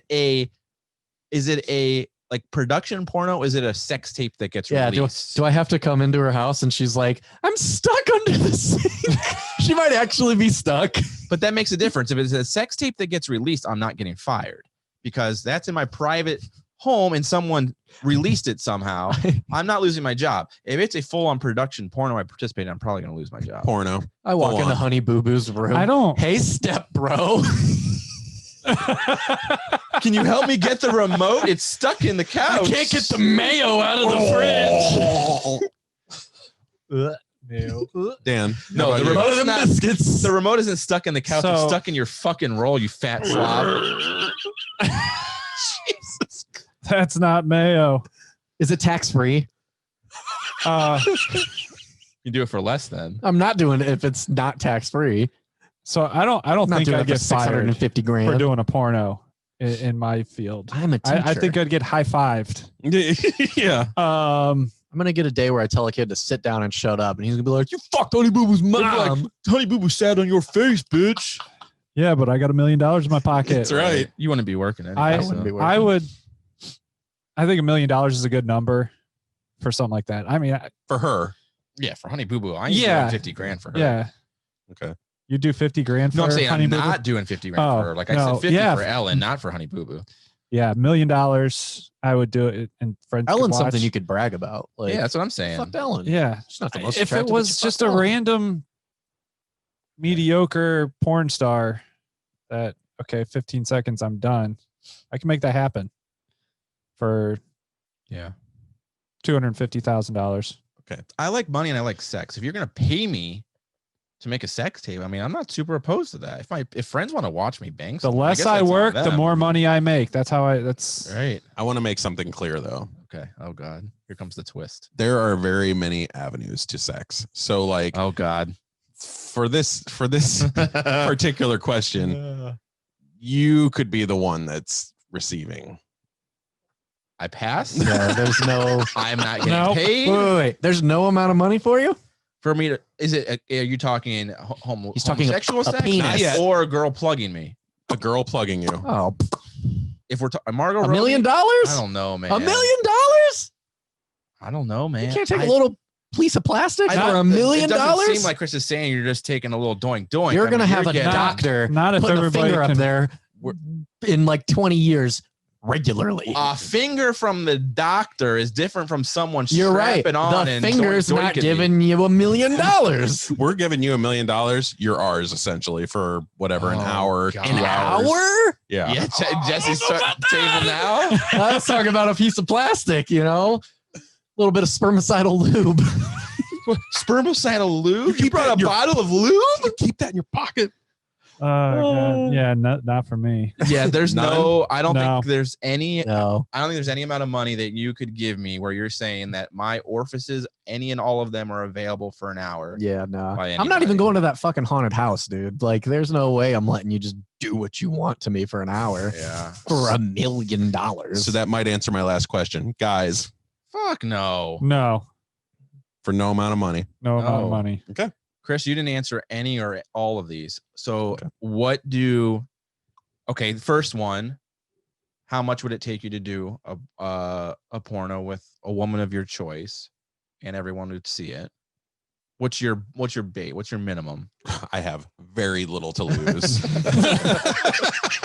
I mean, let's be real. We judge each other on the show every fucking week, so nothing's gonna change there. Right. I'll tell you what, you give me enough for like, If you can buy me a McRib, that'd be all right. those damn things are expensive. Give me a year's worth of pay, honestly, at my job. Yeah. Yeah. That's And not bad. I would do it.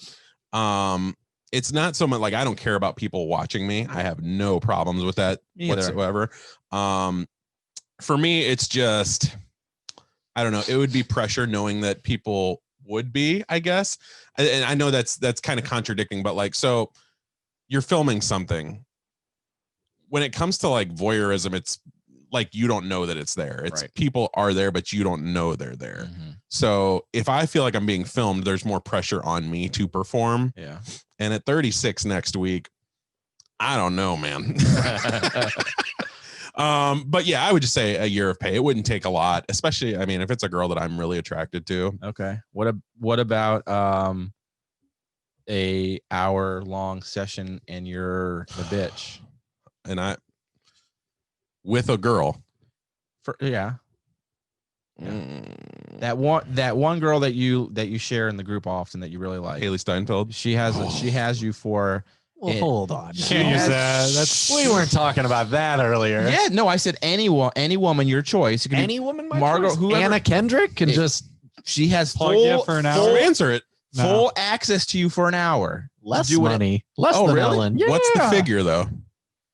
25 G's? Really? I don't know. Maybe just, I don't know what she's doing, but maybe 1 hour. We're, Anything. we're She can tearing do your ass up. anything Yeah. she wants you're to. bleeding. I mean, we're talking about sex. We're not talking about torture, but I Right. get that some people, I mean, I'll case her out first, see what she's into. If she's into that, I'll dodge her and I'll go to somebody else. Jesus. It's a porno that stops midway through. Here's Okay, I'm my- done. I quit. Here's my thing. I'm all about Margot or Gal Gadot or Katy Yeah. Perry because If you I'm pick the right person, you're gonna have fun with it. Like, if I'm the it's- one doing it. But if it's just me having to take the beating, I'm not all about that. If it's Anna Kendrick, we're gonna be doing it like a YouTube show or something. We'll be like, "Hey, welcome to Dicks and Chicks, episode 1." Like, She's gonna be doing cups on your. yeah, yes. Jesus. Smacking them cheeks. What a fantastic segment, Chris. I got my ticket for the long way round. That's it. End it. All right, folks. That's the show. This is Money Mindfuck and Made to Motivate Podcast, season 4, episode 2. Please share, like, subscribe, share with your friends. It's a family fun show over here. Thanks for tuning in, and we will catch you on the next one. Put the kids to bed.